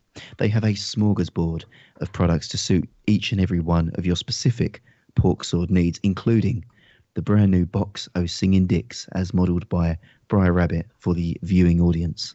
Revolver are pleased to announce our sponsorship, and we will be offering you, our perverted and debauched listeners, the exclusive and frankly ludicrous promotion of 20% off any order from bagofdicks.com using code RevolverLive. One word, RevolverLive. Now, I can't guarantee the recipient of your Giggle Stick Love package will offer you the sexual favours that you so desire, but let's be honest, it probably can't hurt your chances too much either, and who doesn't want to receive dicks in the post? If you're convinced about the perfect match of penis and confectionery, then head straight to bagofdicks.com and remember your Revolver Live promo code for that sweet discount on your order of bologna ponies. Thank you. Well done, Mr. Diaz. And with that, I think Mr. Wilson has an announcement to make concerning bagofdicks.com and one of our very lucky viewers and listeners. Yeah, if you remember, last year we announced that we were doing a giveaway, and here we are. Last year. Here we are in 2018. We're ready to give that shit away. So if you remember the criteria for entering the competition, it was to leave us a review. You had to have left us a review either at some point in time on iTunes, Podbean, wherever you can leave a review. And one really stood out. It's clearly, well, I mean, he's always in chat, but this review pretty much nails it. So without further ado, I'm going to go ahead and read it, and then we'll tell you who the winner is. So Revolver Live is a weekly gaming podcast covering a plethora of topics from around the gaming industry with frequent references to male reproductive organs. Each week, you are treated to the silky voices of all 4 of the internet's relatively known personalities. The brilliantly bearded Briar Rabbit, one of the few bunnies to escape Hef's mansion with a modicum of dignity still intact, brings the Destiny knowledge and plenty of belly chuckles along the way. The Beastly Gamer, when not on the show or making babies, is often found in the darker underbelly of the gaming industry, scouring Craigslist or hanging out in the darkened Walmart parking lots, ever searching for that elusive golden yobo. Gary Diaz, the PC elitist Brit and part-time Vita salesman, whose knowledge of PC gaming is second only to that of the questionable Japanese animation, provides the kind of class normally reserved for carry-on films. Finally, there's Wilson, a man so laid back he's practically horizontal with the dream to own, with the dream to own and reside in a magic school bus. No doubt, courtesy of his own special blend of herbs. Together, this motley crew provide the one-stop shop of gaming news and opinions, which has now become a part of my weekly routine. So grab a beer or beverage of your choosing, sit down, relax for the next couple hours, and prepare to laugh so hard people will question your sanity. You may even learn something. Then again, you may not. I think my favorite line of the whole thing is, then again, you may not. Then again, you may not. And that was from the one, the only Hugo Rune. So Hugo. Congrats, buddy. He's here in chat tonight. Thank you, Hugo. We love you, buddy. Hugo, we will hit you up in Twitter DMs to get the details, but you have earned yourself a bag of dicks if you so wish to receive them, or you can nominate someone to receive them on your behalf. So either way, we're more than happy to provide that gift. So we'll reach out after the show. Thank you to everyone that entered. Congrats, Hugo. All two of you. No, I'm joking. I don't know. There was a few. But thank you to everyone that entered. And without further ado, we have 3 more topics in the show, and we have 45 minutes to do it. I am up for the challenge. Are you up for the challenge? Yes. I think we're there. We can do it. I can't do it.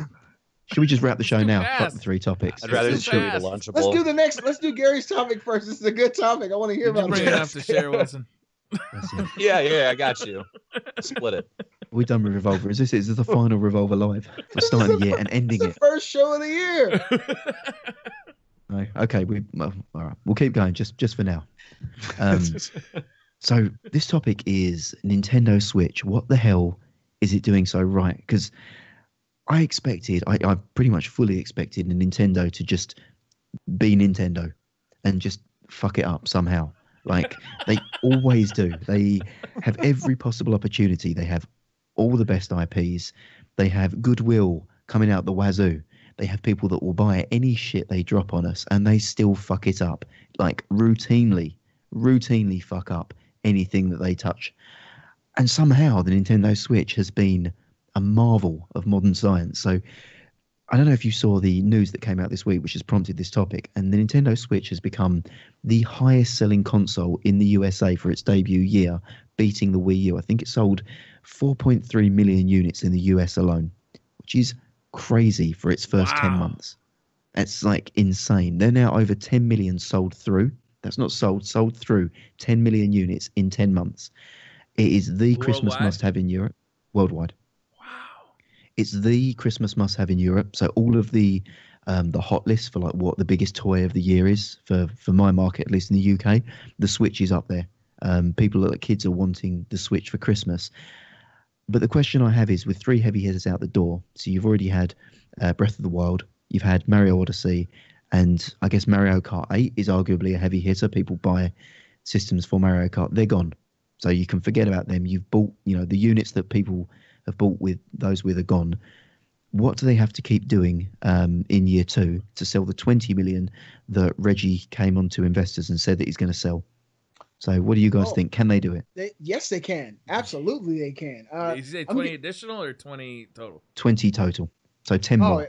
That's definitely going to happen. You've got 10 months, but it should be a front-loaded launch because you've had such quality games in the first 10 months. How are they going to do it? That's the question, really. If they're able to pump out 2 or 3 of their Nintendo IPs again in 2018, and just simply continue on with their ports, so they've been doing their porting initiative, like games like Doom, Skyrim. They continue to port games that are fairly popular to the Switch. I don't see any reason they won't get 10 million more in 2018, barring some catastrophe where they're unable to pump out a worthwhile exclusive from their Nintendo IPs.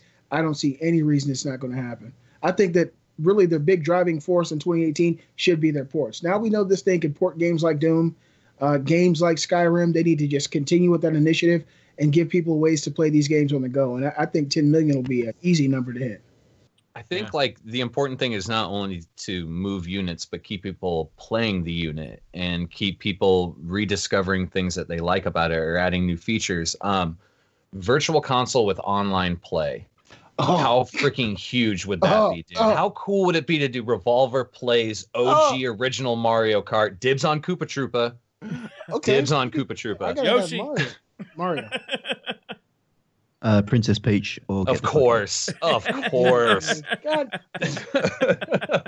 But like, I mean, you know, even Mario Lost Levels 2-player or Super Mario Brothers 2, like, it seems like a no-brainer that these things should be available. Like, I don't really think you'd need that intense of an internet connection for some of these games. Like, I just feel like that's a huge missed opportunity, man. Like, to where if I could play old school couch co-op with a friend on his couch all the way across the country or even over the sea, like, what are you waiting for? Like, you pull the trigger. Wilson. That's the best idea I've ever heard.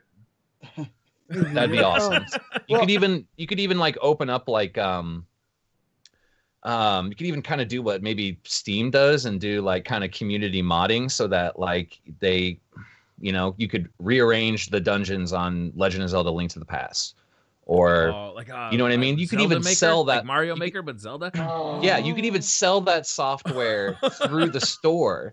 You know what I mean? So you could like have it all authorized and using specific coding that they want, to where you're not even necessarily like coding for the game, you're just kind of rearranging stuff. Or, you know, I think that would be brilliant. Just new features to keep people coming back. Like, God, old school Mario Kart would be a blast, man. Do you think that Nintendo want to do that? I mean, the reason that I say that is they've still gone for the convoluted friend code system, where it's almost impossible to add anyone. The voice chat app is muddled and requires a mobile phone to be functional. They've delayed their online service, which was meant to be out at the end of this year and has been delayed indefinitely until they tell us when it's... To make that a pay-to-play service, right? They are still going to do that, yes. The friends list is an issue for sure, but there's been other convoluted friends lists. I mean, look at like how like I had to add Beastly through Fortnite PC in order to join him on console. You know what I mean? We'll find these ways to, and once you're friends with that person, you're good. Voice chat definitely sucks, but we barely use any of the voice chat options for PlayStation. We all just go to Discord anyway. You know what I mean? I know not everybody has that option. I think the issue with the Switch, at least fulfilling the role that we wanted to fulfill, and where I think they're going to see success, so this is kind of my point now about where I think they're going to lean on, is the virality of that unit. So it being a handheld and it being a portable, I don't think Nintendo anticipated how many people are going to treat it as their new 3DS, which is where people are seeing it. Like, people are playing it in portable more than they're playing it in docked mode. People are just sitting on the sofa in front of their TV playing it.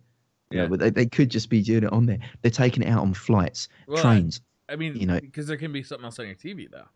That's the point. Yeah. I think it's that's where they're seeing people leaning into it, and also the sales figures have been adjusted for the unit being treated as a portable and not a console, because portables sell more than consoles. A portable is something that you might have 2 or 3 of in your house. A console tends to be 1 per household.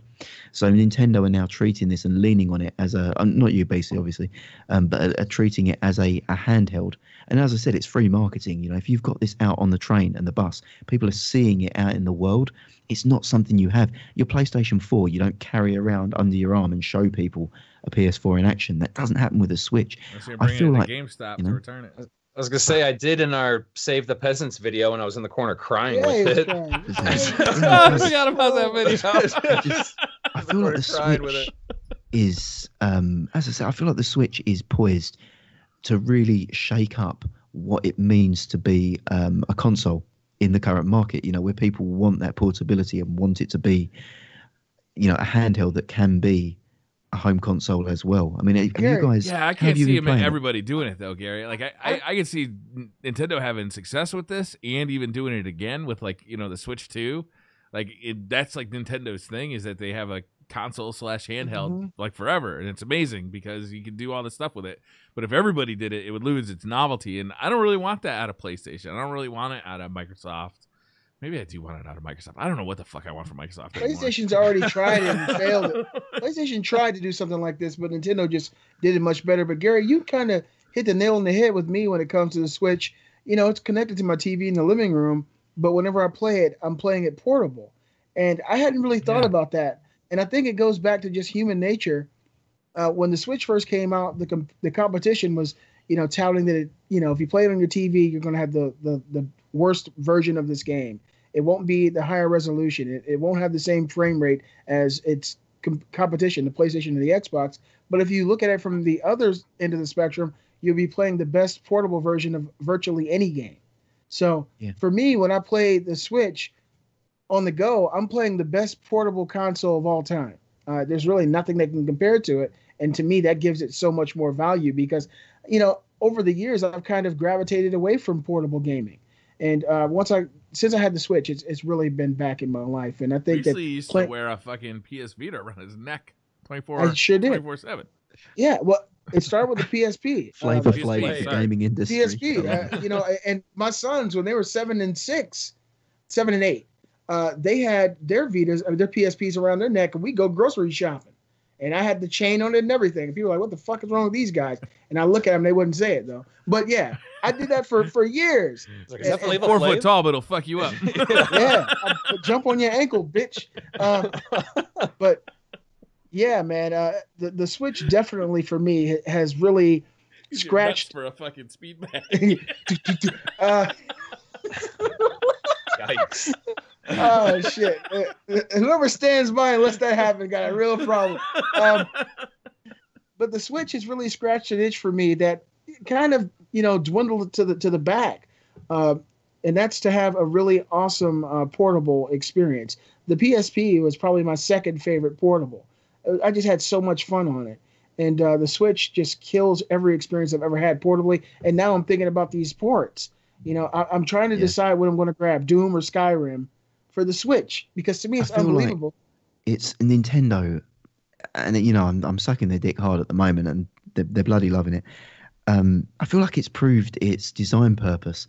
Like, do you remember that cheesy commercial that we had way back in November, I think it was, of 2016, when it was that lady who was playing Super Mario Odyssey? Yeah, and she picked it up and brought it, and the guy he's got on a plane, and he put Skyrim down, and he got the Joy-Cons out, and he's playing it on a plane. Yeah. I've done most of those things. They nailed it. Same here. Everyone was watching it going, who the fuck's going to bring a Switch to a party? What a bunch of like idiots. And who's going to take it on a plane and sit? The party thing is still a bit much. I don't know. I have done that. It wasn't a party as such, but it was a gathering of people. And I brought my Switch. And I was like, let's play Monopoly, because I had Monopoly on there. And we just sat around. I had Joy-Cons, so we took 4 controllers each, played Monopoly, sitting there. Just drinking, playing Monopoly. And it wasn't the best example of it, but it's just possible, And you see kids when they'll break it off and do 4-player split-screen Mario Kart on a sofa. Just like you put it on the sofa, kids on the floor staring at it and play it. Like, it happens. It's the most versatile handheld. I am it's an absolutely amazing piece of hardware. It truly is. There's nothing that's ever been like it. He got busted out for cheating at Monopoly too when he busted that out. The thing for me is just how versatile it is. When I want to play Zelda to me is not a portable game. For me, Zelda is a sit down on a TV. Yep. So I dock it and I sit back and I put my feet up and I'm right here playing Zelda. But, it is fucking nice outside in the middle of summer. Maybe I just want to bring that thing outside. I'll put it on the table out on the deck. And I'll use the Joy-Cons, I'll just lean back on the deck and I'll play a little more Zelda out there. Maybe I'm playing a little SteamWorld Dig 2. I don't know if you guys have checked out SteamWorld Dig 2 yet. So good. I have so fucking good. And having that on a portable, I played the first one on the PS4, and I loved it on the PS4, but having that on a portable, man, the game lends itself so well to playing for 5 minutes while I'm in bed or, wherever I am or whatever I'm doing. While me and my wife are watching a movie I'm not necessarily that interested in, I just like pop out the Switch and play a little SteamWorld 2, and god damn, it's it's so convenient. I want them. I really do. Wilson, I fucking love your idea. Bringing the virtual console back and somehow setting it up so that like online play is like plugging a second controller into like an NES or a Super NES, because I think that's a doable thing. But I've got no confidence that they'll do it because their online strategy is so fucking shitty. Like they need all new infrastructure. It needs a complete. Like BC said, the infrastructure needs a complete rework. Maybe that's why we're waiting so long for their online service, is because they are trying to do that. They are trying to build something really good. But man, I do desperately want Virtual Console to come out. I want more functionality for my Switch. If it's going to earn a spot in my bag when I leave this house, it's got to do more than just play video games. That's just a reality for me. It's, gotcha. I'd like it to be able to do YouTube. I'd like it to be able to browse the internet in like a real way. I'd like it to be able to do some other stuff that it's capable of doing. But it doesn't. I mean, they got a Hulu, Briar. It's capable of doing it. It's got Hulu on it? It's got Hulu, but I mean, do you need it to do all that stuff? Because you've got a cell phone with you. Yeah, your cell phone is your multimedia source. That's where you're going to do most of your stuff. So for me, the cell phone is nice, but like if I'm in a hotel room, I don't want to be watching Netflix on my cell phone. I want to be watching it on a bigger screen like an iPad. So to me, the Switch doesn't really compete with my cell phone. The cell phone has earned its spot in my pocket at all times. Gotcha. But in my backpack, when I'm traveling, the iPad has earned its spot as well. And the Switch is really competing with the iPad for me. I have a lot of great games on my iPad. They're not as good as SteamWorld did 2. They're not as good as Zelda. They're not as good as Street Fighter. But I can do so much more with my iPad. My iPad, I can be productive with it. Like I can actually do stuff, which I cannot do on a Switch. I could do really important stuff. But like if I could, if I could use if the Switch became my entertainment device while I was on the road with Netflix, Hulu, even YouTube and Twitch integration, like all of those apps, like that'd be great. And then, I can do that productivity stuff on my phone if I need to, but it's got to earn its spot in my bag. Because you could take it to the hotel. Like I have this device right here for Apple devices. And it allows you to plug your cell phone into an HDMI cable. And then, and I'm assuming this would also work for your iPad. Yes, you know what I mean? But like, you got to get up, you got to have that within the range and get up and select new apps and go to whatever channel and stuff like that. But, with the Switch, you've got the Joy-Cons that are obviously wireless. And not to mention, you could dock the thing on a television. So if you actually want to watch something on a television and not have to lay down in bed and put a pillow over you and prop your iPad up so you can view it hands-free and relax. Yeah. Because that's the biggest thing with me for watching stuff on cell phones, man. I almost need like a headset that has something that sticks out where you could slide your phone into so you could just lay back and watch your phone. You can do that with a cardboard box. If you cut a little square in the top of a cardboard box and lay under it, you can just rest the phone on top of you. You gotta get one of those. You gotta get one of them like Google VR screen things. Like it basically just holds your phone in like a VR headset. Yeah, Wilson. What I do when I'm at home is my phone is like my YouTube and my Twitch device, and basically if I do sit down in front of a TV, I have an Apple TV hooked up to every TV in my house, and I want to watch it in the master bedroom. Okay, I'm leaving the master bedroom, so I'm back on my phone. I'm going downstairs into the kitchen. I'm watching on my phone. Okay, I'm going into the living room. I'm going to watch for 15 minutes in the living room, so I'll swipe it up onto the living room TV. So it's like the thing is always playing, but it's almost a seamless experience. It's not quite seamless. You still run into bugs and stuff, but like I don't do that. Android can do it too with their Google devices. I can't remember what those are called, but Google Play devices. I'm not sure exactly what they're called. But they can do the same basic function. I can tell you one thing I don't want them to do with the Switch, and that's some form of VR. Because after the Virtual Boy, I don't want them handling VR in any way. Fuck that. The headache-inducing migraine machine. No, the best idea, Wilson, is the one you already had. I want them to bring the Virtual Console back with multiplayer. Oh, my God. Boom. That would move so many... Oh, and a true Pokemon game on a freaking console. Oh, that's coming. I get it.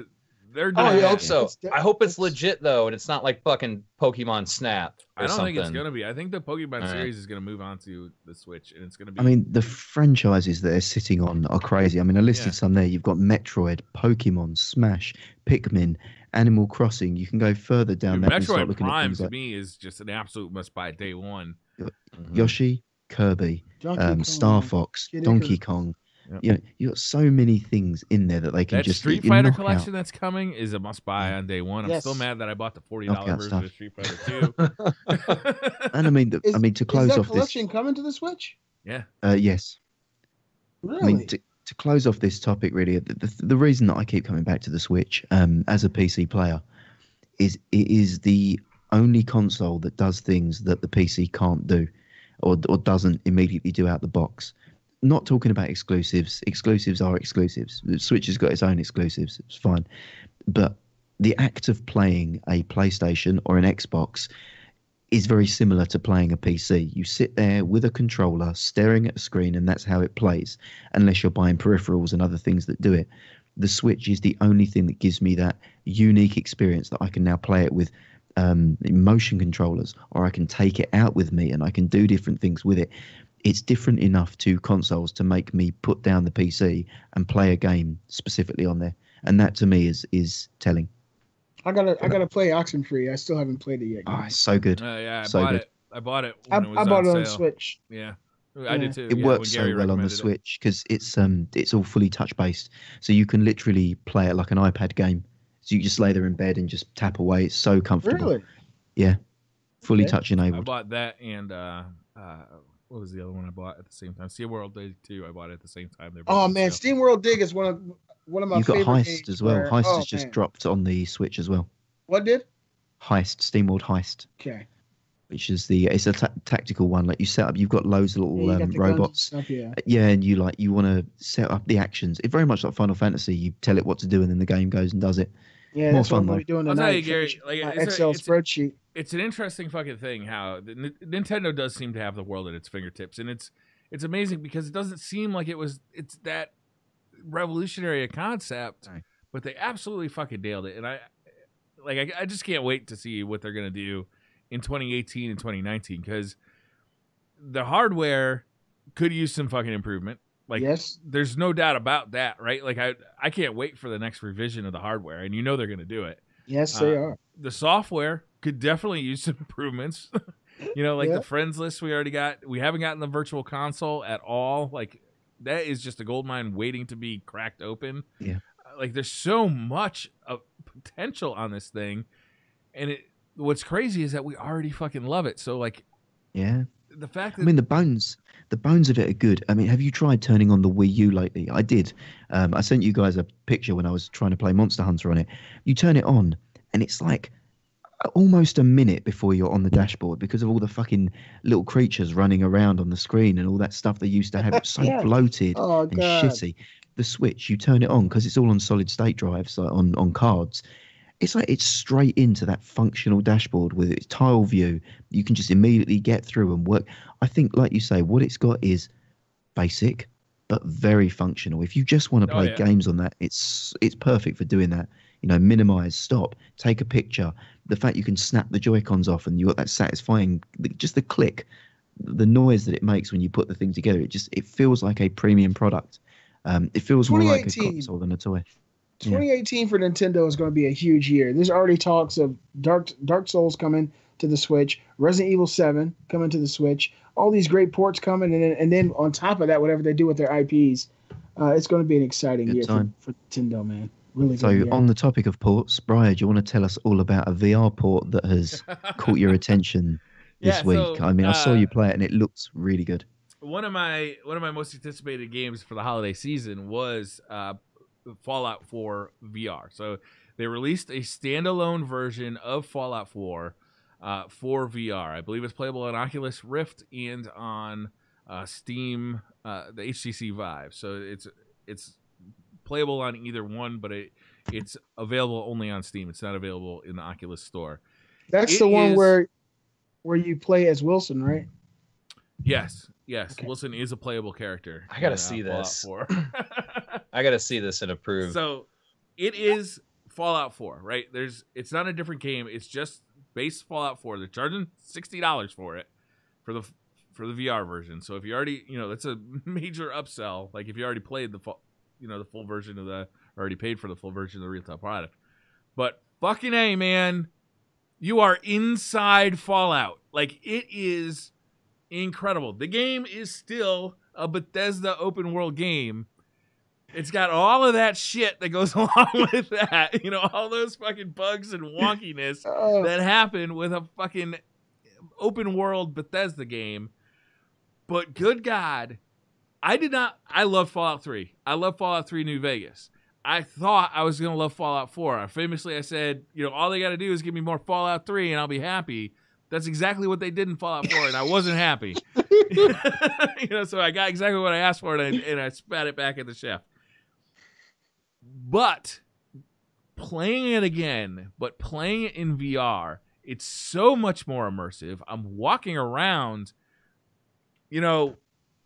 fucking, the Expanse. Like, I'm walking around in Fallout. I'm holding the gun, and I'm pointing it at the bad guys. You got the VAT system that still works. Instead of selecting an area to target, you just point your gun at it in VATS and do it that way. There's some weirdness to it. You don't reach out and turn a door handle. You hit a button to open a door. Using the Pip-Boy, you bring your arm up like this, but you don't actually like touch it or anything. You kind of use it a controller. So it's a little bit weird, but good fucking God, man. This game it's the first time I felt like I've been in a world since I played Resident Evil 7 on PlayStation VR. It's the first time. It's huge. Only the second time that I felt like I've had a full game experience in VR, and I am absolutely crazy in love with it. It's still, I don't know that they should be charging fucking $60 for it. I'll be honest with you, considering that there's going to be a lot of people who are buying this for the second time around. It feels like maybe you have a version you buy for $60. Maybe you also have a version where it's a $20 add-on to the game you already own. Because, it's using a lot of the same assets. It's the same game. It's just that your point of view has changed. You're inside the game, and your control has changed. You actually can walk around. You don't need to use the teleport thing. I got very little nausea. I think the only time I really got nauseous was the first time when you come out of the vault. You know how you're on the top of this kind of vista, and I walked down the hill. My feet, I just wanted to step down, but once I started getting over that pretty quickly, good God, man, it's something else. It's something else. Do you think this will be a game that you'll complete in VR? Do you think it's something that I don't know. We'll see. There's a lot of things that compete for my time right now, and to be honest with you, even something like They Are Billions, that thing can suck me in for 7 hours at a time. Yeah. I don't know that I'll finish it, but goddamn, I like putting on that headset and just being in that world. I don't know that I need. And one of my problems with Fallout VR or Fallout 4 was that the story wasn't that compelling and the characters weren't as compelling as they were in Fallout 3 or New Vegas. So that's not really the draw for me going into that world. It's just going into that world. Gotcha. It's just fucking cool. I see myself just going in there and fucking around for an hour. I don't really give a shit about Bethesda. Seem to be supporting VR in a big way. If you look at all the ports, Doom, Skyrim, Fallout, they're Bethesda games. Do you think that this is a direction that will work for VR? So we've seen RE7 was a big hit for VR. Just taking a game and giving you a VR version of the game, not a game for VR, but just a game that you can play in VR. It seems like Fallout for you sounds like an entertaining experience. Let's say, I'm just going to take a game that I'd like to personally be in the world of. Let's take BioShock Infinite. And let's say that they let you now do this in BioShock Infinite. If they kept doing games like that and put them into VR, is this enough to make VR the hit in 2018 that it should have been in 17? Or is it still something that you come away and think, I'd rather play a normal game? I'll tell you right now, I used to hate the idea of virtual reality.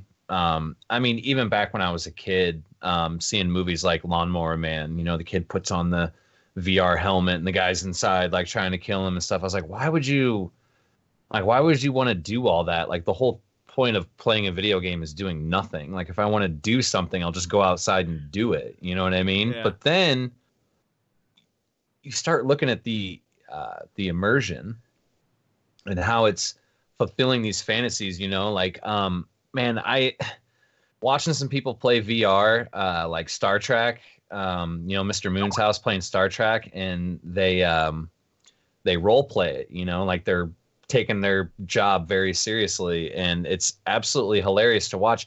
I feel like it's giving you a level of immersion in a video game that you might not have had for years since you were a little kid.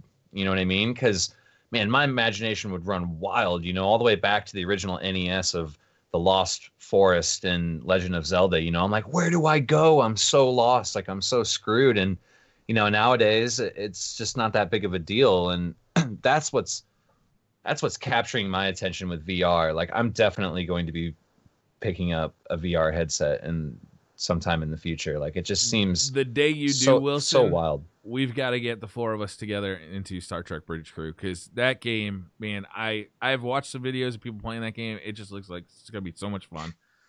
So I'm holding off on that game. I actually just bought it at the Steam sales. It's just on sale. I just bought it, and now like I'm not gonna play it until it's the four of us playing together.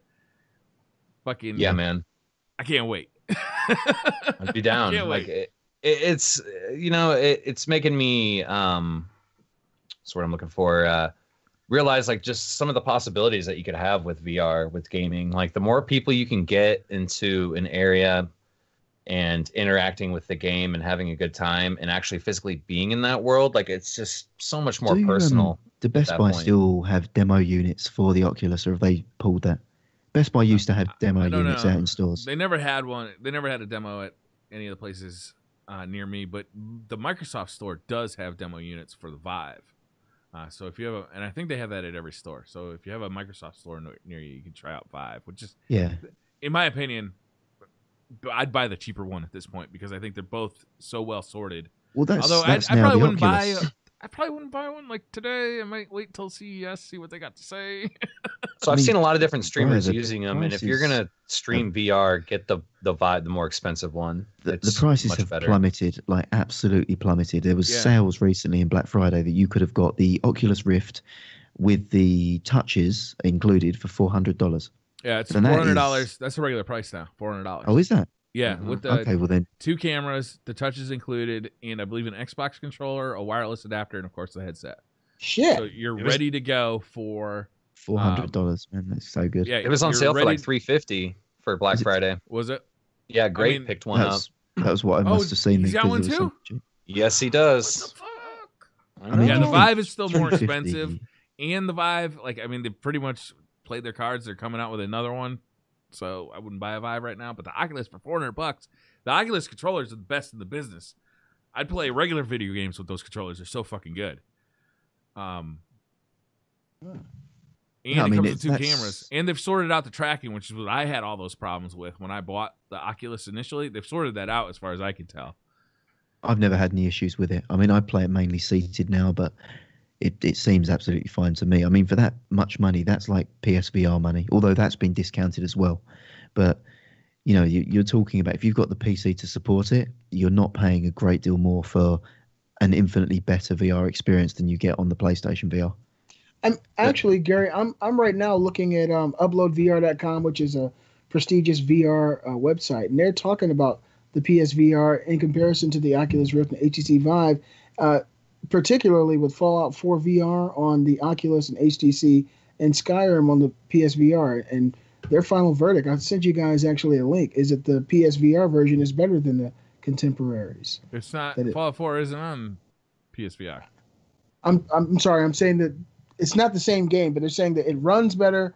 It's a smoother experience overall on PSVR. Oh yeah, I mean, Fallout 4. I can tell you, Fallout 4. You got to do some work. I have aside from just throwing extra graphics cards at my computer, I've got basically. Is that what you do?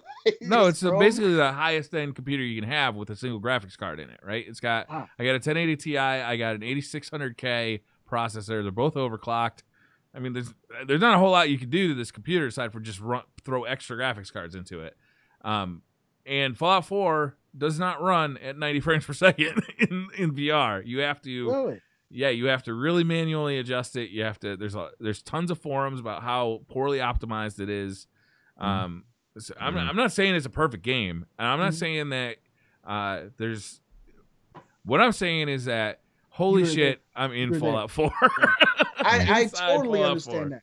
Yeah, I've been on the fence, Briar, about grabbing Skyrim on PSVR, but I didn't know exactly what I was. Shot, BC. I'm everybody who I've seen playing it, Briar, they love it, and it's you can actually move around the game like a regular game. It's none of the teleporting stuff. It's the actual game. To me, the teleporting stuff breaks games. Like it just sure does. I don't like it at all. If you can do locomotion, then I'm way into it. And yeah, that does make you sick, but you can work past that. Like there's things like drinking ginger or eating a little bit of ginger, having a fan blowing on you. Make sure you're standing up while you're playing. Making sure it's cool in the room that you're playing actually makes a difference for VR sickness. And then you actually develop VR legs, and these things become less of an issue until finally you can actually work past it. And that didn't take me that long to work past it. Compared to like my first times on PSVR, compared to, when I was playing a lot of VR like later on. Well, I got to the point where I was playing Onward every day, and it was, that's locomotion. It was no problem. Well, I want to know about your VR legs. I want you to play Here They Lie on PSVR. Oh God, no! Fucking was terrible, man. Like that was not a good game. I want to know if you can withstand 5 minutes. No one can. That was such a shit game. It was awful. It was the way that locomotion was done in that game, it literally made me throw up. Oh. It's so bad. And what's the one that somehow that game made you always feel like you're walking in a diagonal too? Like you were never actually walking straight. Yeah, walking straight. Yeah. It always felt like you're like doing doing this. Oh God, it was terrible. It was a shitty game. Puke fest. Anyway, it was just not a good game anyway. What was the shooter that came out that they gave away for free 2 or 3 months ago? What was the name of that? What do you mean, VR? They gave away for free at one point. Oh, Robo Recall was free. It's a robot game. Yeah, Robo Recall. Yeah. That's Oculus only. I'm trying to remember the name of it. You talking about PSVR? Yes. It was really bad. No, you get into these maps. Oh no, rigs. It was free on PSVR, and a lot of people downloaded it. But that's another one of those games that the locomotion was so bad and is executed so poorly that it literally made you throw up in your living room or wherever you're playing the game. I hate those kind of games. Some games they nail it. Resident Evil 7. You can play that? Yeah. Oh, I liked it. I thought that game was good. Well, see, your VR legs are strong. I set it to all like the non-comfort modes, where it's like free look and, no tunneling and stuff. And I lasted like 3 matches, and then I started to feel a bit nauseous, and I was like, it's just not worth if playing. If you start feeling nauseous, take that fucking thing off right away. Yeah. Oh, it puts you off, because once you've had a bad experience with it, you don't want to put it back on again. Yeah. That happened for me with Fate. That's why I sold the PSVR, because I was absolutely fine on my Oculus, and then the PSVR was making me sick. So I was just like, oh, what we got revealed behind there? The curtain pull. Sorry, I like it. Anyway, we could probably talk about VR for another half an hour, but we've got Wilson's burning sixth to take us home. Oh, the power bottom Wilson can finish the six. Show. Give it to me, Wilson. The power bottom. That's it. I do declare I'm feeling the vapors. It's very short, very straight to the point. It's 2018. Yeah, it is. What are some of the New Year's resolutions, if you guys have made any, that you feel like sharing? I think this year I'm going to try paying taxes. I've never tried it before. I feel like, you know what? Government really seems to want me to do this, and fuck it. I'll give it a shot this year. See how it goes. See what it's all about. If you just got there, bro, you already fucked. You know what? I never really hold to these resolutions anyway, so I probably won't. It's not going to pay it anyway. I believe it or not, I don't really do New Year's resolutions. It's never really been my MO. I want to try to be a better man than I was last year. I want to be a better father, a better husband, better friend, better YouTuber. Maybe that's the thing, to revive my slowly dying channel. I just kind of got in the way with of myself. YouTube? How come you stopped doing it? How come you don't do it anymore? it just once they started doing that shit, Briar, it really demotivated you. Yes, it did. And I was like, well, if you're gonna treat me like this, and I mean all these years of work, fuck it, fuck you. I mean, I should have dropped a diss track. That probably would have boosted my channel. But yeah, right. It would have been on the front page. Briar, right? Just putting the words diss track puts it at the top of the algorithm. Yeah, I mean, like if you can hang a dead body from a tree and put it in the background, you double your views right there. Yeah, if I know. you can works put if in you're the not in America, Briar. hashtag kill Eververse gets you into Forbes apparently and PC Gamer, so just go for that. Yes, true. He started a movement. Started a fucking movement. He sure did. An underground revolution. Yeah. Beastly, with as much time as hushed tones at the tower. I understand your feeling for not wanting to do videos or content for a platform that seems like they don't want you there in the first place.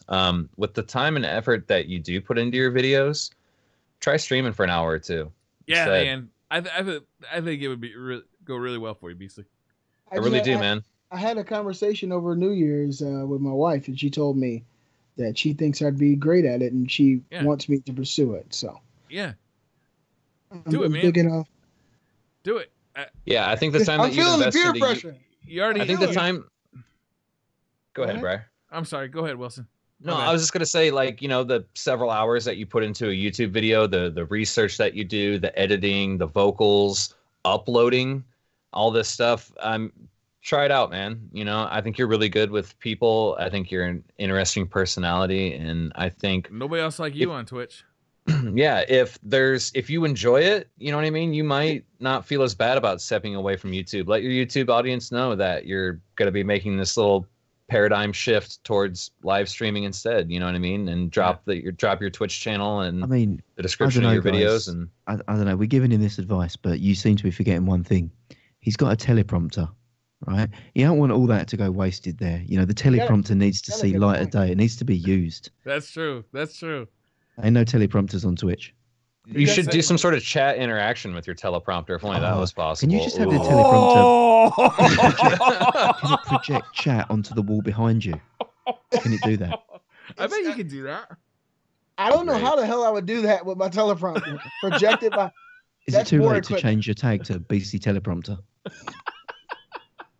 That would be amazing if you could somehow get chat, like a way to make stuff show up on your teleprompter. That would be hilarious. Next level. Oh my god. I'm sold on the teleprompter. Even if it's not on, if it's just in the scene behind you, just a teleprompter sitting on the shelf behind you, I want to see that. Have you ever watched Digital Boundaries? Fig. Remember Fig, Beastly? Yeah. Have you ever watched him when he does like his news videos where he's standing up and he's got, you know, he's doing like a newscast? Mm-hmm. Imagine that, but you're doing it live, like you're standing there, like you're doing a newscast, but chat has control of your teleprompter. That's fucked. I want to see it.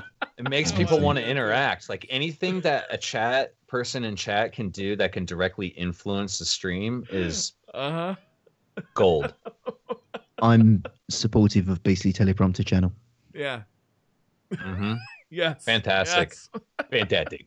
Of course you are, Gary. Of course you are. I guess for me, it's pretty simple. I mean, I got a few, but the one that stands out the most to me is it's no secret. I love Lunchables. They're fantastic. I want to eat more Lunchables. I feel like there are a plethora of undiscovered flavors out there that I have yet to indulge on. What's your favorite? I got a few pulled up here. I mean, like my favorites are the classics, you know, your turkey, your number one, your ham, you know, with maybe a little Reese's peanut butter cup, you know. But I'm on the internet here, and I'm seeing these things called Lunchables chicken dunks. So it's basically like chicken nuggets. Yeah, my kids eat those. There's an organic pizza version. Wait, I want to hear more about these chicken nuggets because I'm a little curious about these. Now, traditionally, they're cold chicken nuggets. Yes, you can. They are cold chicken nuggets. They come with a Capri Sun. I like the Nerds Capri Sun candy because you know Nerds candy. I mean, it's not quite a bag of dicks, but it'll do. But cold chicken nuggets, no, fuck. No. You have the option to heat them up, bro. Yeah. This isn't like you're not just gonna like pass your microwave and go be like, oh, it's a Lunchable. Guess I can't microwave it. Are you gonna throw them in your microwave, Wilson? I don't have a microwave. Exactly. That's why you asked that question. I'll throw them in the oven, a man's microwave. Yeah, Get it crispy. Yeah, I mean, You want no what are these soggy called? ass chicken like a nuggets? Get chicken that shit out nugget of or here. a turkey. Shit. Are you What are going to these heat up that called? oven for 4 chicken nuggets that you get in a Lunchable? I'll pop open 4 Lunchables. I don't give a shit. I'll go to town. Do you know? That's too much The Capri munchie- Sun and nerds. Your Do you know the ratios are all munchies fucked I up. get? Do you know the munchies I get? I've heard. 4 I've of them. heard What was the- stories, legends about the munchies that you. And these are called the what are they called? They're called chicken dunks because you gotta dunk them in some sort of still variety. That's fucking sauce. edgy. That's edgy. I'm still It looks convinced like it chicken comes with dunks. ketchup. Chicken dunks played for the Harlem Globetrotters. I'm pretty sure. But then there's Not a there's name also of a food. more Chicken cultured- dunks, man. there's also a more cultured side of the Lunchables. We've Oh, got talk to nacho cheese dip and salsa. Yeah. Amazing. Could you imagine just and then your chips Do and you salsa know the and dip? definition of the word But the culture? chips are. The I'm a chips little are small. unsure what the fuck is going on here. Wilson, those chips the are this only- big, man. Person here with this- any sort of Latin culture, I'm offended. I think that maybe they've we're talking like appropriated my the culture. version of the word culture that means like a culture of bacteria on your nachos, because that's the only version of culture I'm getting there. Well played, Oh man. no, hang about. Wait, they come with a free. This has changed it a little bit. They come with free jokes and tongue twisters on the inside, so there's more of a value proposition than we thought initially. You not only get food, you get entertainment. So Well, that's they're really stepping up their game because there's a premium package that has 2 times more cheese in it, and it's called Lunchables Uploaded. It's got 15 Uploaded. grams, 15 grams of protein, dude. Dude, How many that grams of speaks to me as a saturated hungry person and as a YouTuber. You've got double cheese deep dish pizza. They've now gone deep dish, folks. No more of this thin paper shit. They've fully gone deep dish. I think 15 grams of protein. Do you know how much that is? That's 15 it's grams. about 15 I grams. just found my favorite Wilson. I'm on the Wilson train now. Turkey and chicken with Swiss and cheddar on whole wheat crackers. They got whole wheat and white. Man, please. I'm coming over, Wilson. Dude, Let's do this thing. We'll Lunchable out, man. Yeah, well, I think we're gonna have to get your plan herbs and a spices together. Lunchables We're episode. gonna do it. I think we got to plan a Lunchables episode where everybody goes out and we do one of our topics is a taste testing of Of a 4 Lunchable. different Lunchables. Social All right. eating. Oh, Social We'll have- eating. We'll move Revolver to social social eating. eats.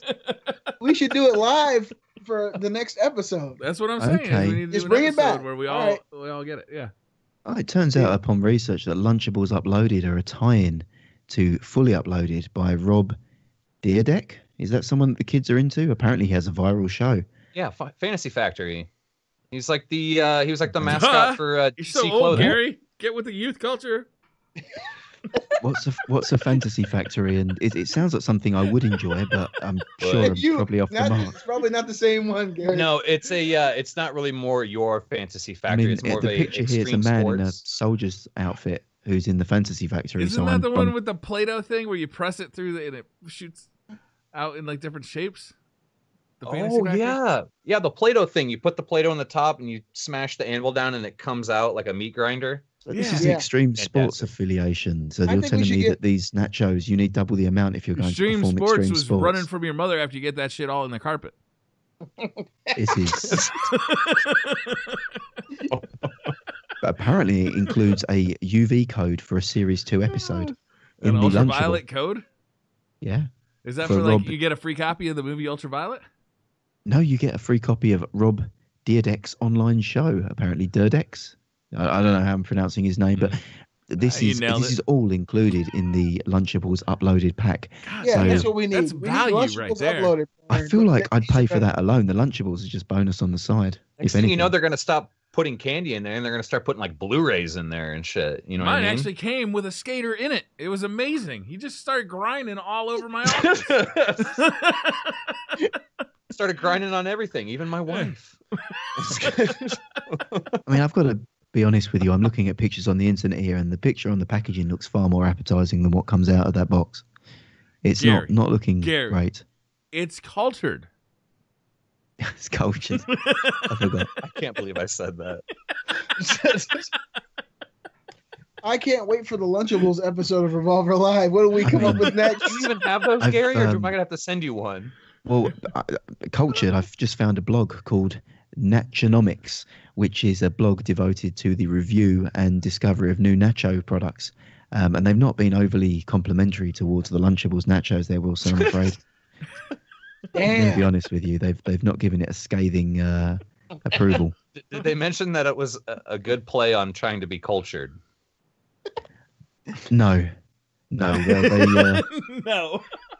I'm going to be honest with you. They've kind of referred it to the Walking Taco. They've said it kind of should be in The Walking Dead, but it's really not very good.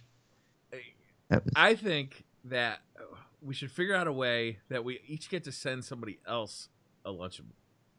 I mean, we need to figure that out. So I get to choose Secret Santa Lunchable edition. Secret Santa Lunchable edition. I don't know. Somehow it's less interesting to me that Beastly gets to choose his own Lunchable. Mm-hmm. It's much more interesting if I get to choose Beastly's Lunchable. That's fantastic. What a great idea. I think so too. Man, we should be working for Lunchables. We got to draw straws or something, or draw numbers and figure out who we're sending our Lunchable to. Or we don't even have to send it. We could just like, here's the one you have to try. I'm sending one to my Gary address because in our chat now. I have a feeling that like Gary's, they have like weak ass Lunchables with like fish and chips or like crumpets and biscuits and things in there, like honestly, actual healthy stuff. We do. I mean, I don't know if you've ever seen them, but we have them. They're not made by Oscar Mayer over here. We've got something called Dairy Lee Lunchables, and it's it kind of looks more appetizing. It's a little cow on the front of it. It's like a kid's product. We don't upload with ours, unfortunately. It looks more appetizing. You're not getting that. No, that's not unacceptable. It's Lunchables and Lunchables only. You're at the mercy of one of us three who all live in America. Mm-hmm. You're getting a proper Lunchable. Gary's might come like a eating week those late. Squirrels. I wonder, maybe he's living in America, but not like in this century or something. I'm not sure exactly what's going Squirrel on. Lunchables. I know.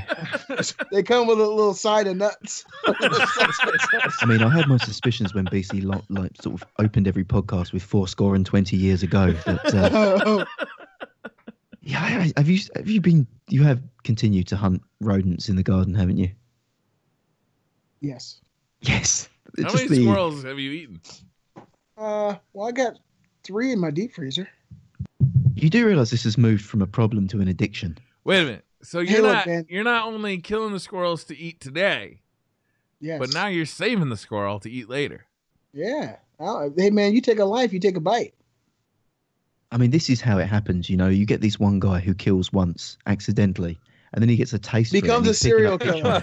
See, check it out. I've literally gotten a taste for it. So it's like every time look, Kate now, she walks outside, she sees a squirrel, she runs in the house to get her gun. I mean, do you have squirrel corpses dissolving in acid in sulfuric tanks outside as well? Like, how deep is this like squirrel genocide that you've got going on at the moment? There's no crime here, sir. You know, I had to contact the local authorities to figure it out. And they told me, they said, Mr. Beastly, you can kill as many squirrels on your property as you like. Did you say you were eating them, or did you leave that part out? No, they know. They know. My neighbors came. Yeah, my neighbors came and took 2. I would love to have just listened. I'm surrounded by good people, Briar. You should have recorded that for the channel. I wonder, much like I wondered if Wilson knew what cultured means, I wonder if you know what good actually means. We might have a different definition of this word. Yeah, slightly. Yeah. On the topic of New Year's resolutions, I haven't told you mine yet. Actually, to be fair, I told my fiance mine, and she said that's not a resolution. You're an idiot, which I thought was fair.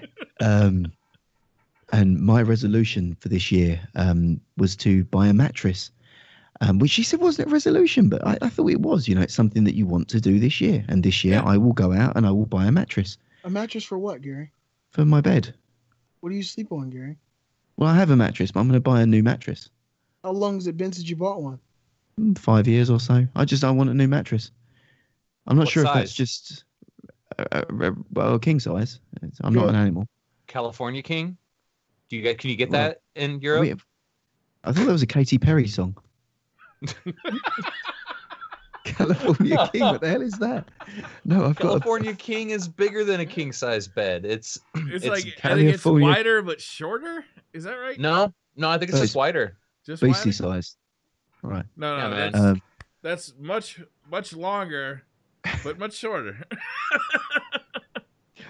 It's just got one long strip down the middle to accommodate his member that just hangs off the end of the bed. No, yeah, that was my entire thing. It wasn't to lose weight or go to the gym or be a better person. It was just to buy a mattress. That was about as much thought as I put into it. I was just lying on there and I thought, this mattress is starting to get uncomfortable after 4 or 5 years, and I think I deserve better. So that was it. And actually, like, set a New Year's resolution for real. It's like planning on like following through with it. Like, is that like something people actually do, or is it just? It's what people say they do when they're around people who say they've done it. Specifically, you guys though, have you guys ever done it and like followed through on it?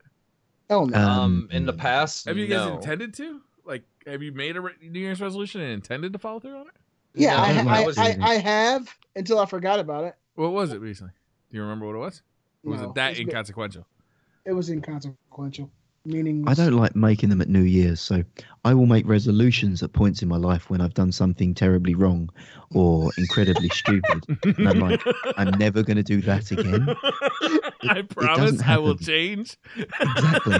I'm a better person. He makes his resolutions to the judge. Unpack the suitcase. Don't leave. I can't cope alone. I don't even know how to feed myself. That's it. That's it. If you leave, I'll lay under the wheels of the car and stop you. It's just generally one of those moments that I don't do it on New Year's. I'll just do it when I realise that if I continue doing this, I'm going to die alone. So I just have to change my life.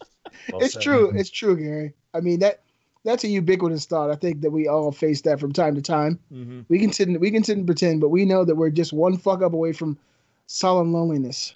My wife today worked at the barn, so she was out in the cold weather. It was very, very cold here. I think in the morning it was well below 0 Fahrenheit. And I spent the day hanging out at the house with my mother. And my wife texted me at about an hour before the show and said, please light a fire for when I get home because I'm very cold and I'd like it to be warm. I said, I'm kind of busy. And let's just say I made a decision based on the follow-up text. And there was a warming fire. Waiting the best fire. It was the best fire. Yeah. The best. It was the warmest, most comfortable fire you've ever built. Well played. You're a smart man, Brian. You are a smart man. It dawned on me.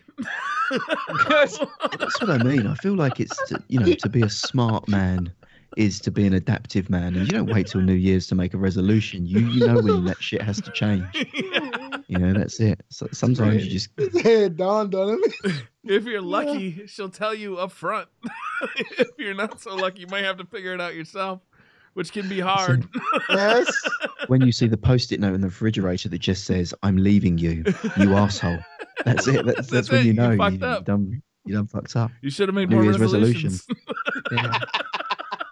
I have a dry erase board on my fridge. I'm going to have to read that in a bit. Make sure that message isn't on there. Yeah, always make sure that pen has some ink in it. Never let that marker go dry. She might be getting frustrated. Like, motherfucker. That's what Sam will write. It's garbage night on or whatever. Remind me, and I still forget. I get that every day because I work from home quite a lot. Every day I get a text, which is my list of man jobs to do. Does anyone else get that? Yeah, it's called the honey-do list. Honey-do this, honey-do that. Yeah, so I don't get nice things anymore. Like, I love you, I miss you. I get things like, what did I have there? He's looking too. No, I'm looking down my most recent ones. Kitchen sides, put clothes away, pay the nursery with vouchers, post second class post. Don't forget the fire. There we go. I've got that as well. The fire. There you go. That's my jobs. I'll tell you. So I suffer from chronic boredom. So if I get bored, bad things happen, right? As I start getting myself into trouble. So I specifically set up my life or my day so that I am busy from the time I wake up to the time where I am basically like I got no energy left. It's time for bed. Otherwise, bad shit happens. But my wife will call me in the middle of the day and be like, we need this to happen. And I'd be like, well, fuck. My whole day is packed because that's how I plan every day. But if she tells me to do something 3 days ahead of time, it's not a problem because I just fit that in the next three days. But man, when it's an emergency like that, it just throws a fucking wrench in the whole day. Like all of a sudden, like I don't stream because we forgot to do this or do that. It's like it's very hard on me when things come up like that. Sorry. That was supposed to be a funny story, and it just didn't turn out to be funny at all. I mean, we all do that. Yeah, I mean, I generally just neglect things. Like the other day, I ate our dinner during the day because I was just hungry, and then we had no food in the evening. That was good fun. Let's go out to eat. I've decided to take you out for dinner because you're worth it. Well, that was not it. Because I already ate dinner. Yeah, not because I already ate it. Well, it's like I get angry. It's like I said, I'm a really neglectful partner. This is more turned into group therapy now. Like the other day when she came in and just saw it, and I've now got in all caps, "How much fucking chocolate have you eaten, you fat pig?" That was exactly the text that I've got right here. Oh my God. It was all I had in caps. Here's what I've learned when you have a significant other and you're They turn sharing into you. They turn food into and you, Gary. snacks and things is that you eat, you set aside what you think is an acceptable amount to eat and leaving them with some, and then you cut that pile in half and put the other half back in even further. So you need to be eating less. I have the same shit. Same thing with like fruit snacks. What I find is I'll eat a load. Let's say we've got a bag of Maltesers or something. So I'll start eating them with every intention to do exactly what you just said. But then I'll overeat them. And then we've got a point where there's not an acceptable amount left to offer. So I eat the rest and then dispose of them. Do you hide the bag? Yeah, of course, you have to. Put it like midway down in the garbage? Or right on top and then just take the trash out. You're in a real bad spot though, Gary, because it's just you, Leo, and your fiance, right? Me, I got 5 kids to blame shit on. She asked me, she's like, "Did you?" I'm like, the boys are at their mom's house. They must have ate all that shit. So I've always got a scapegoat. You got just let Leo get a little bit older, and then you'll have one too. Quick question, guys. Yeah. What's better, fruit roll-ups or Gushers? I'm a roll-up fan. I like to tear off little bits of fruit roll-up. There's only one thing that gushes into my mouth. Of course you roll them up. And then roll the gusher up and consume it. Oh, wow.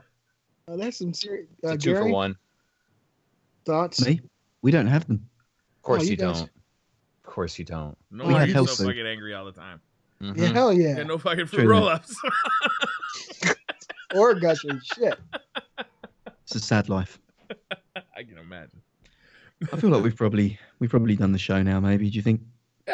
Maybe, yeah. It's been 2 weeks. I think we've taught everybody what need to be taught for the week, right? They can get along for another week. Yeah, Right? and we'll be back next imparted week the with some knowledge of Revolver Lunchables in our onto the hands. masses. I feel like the world is probably no better or worse off for us having spoken for a couple of hours. It certainly Zero can be impact. better. No, Zero I feel impact. like we've had zero impact to the net positivity or negativity of the world. We've just existed, and everyone else in chat has, I guess, facilitated through. our existence. Yeah. When you do that, Briar, it looks like you're laying down and the camera is on the ceiling looking. Oh, in fact, if we're wrapping up the show, maybe I should say goodbye from the depths of the grinding abyss over there. In fact, Please do. Please do. Oh, this is great. And this is a New Year's treat for everybody who's never seen Gary walk. Bye, Gary. See you, Gary. Happy New Year.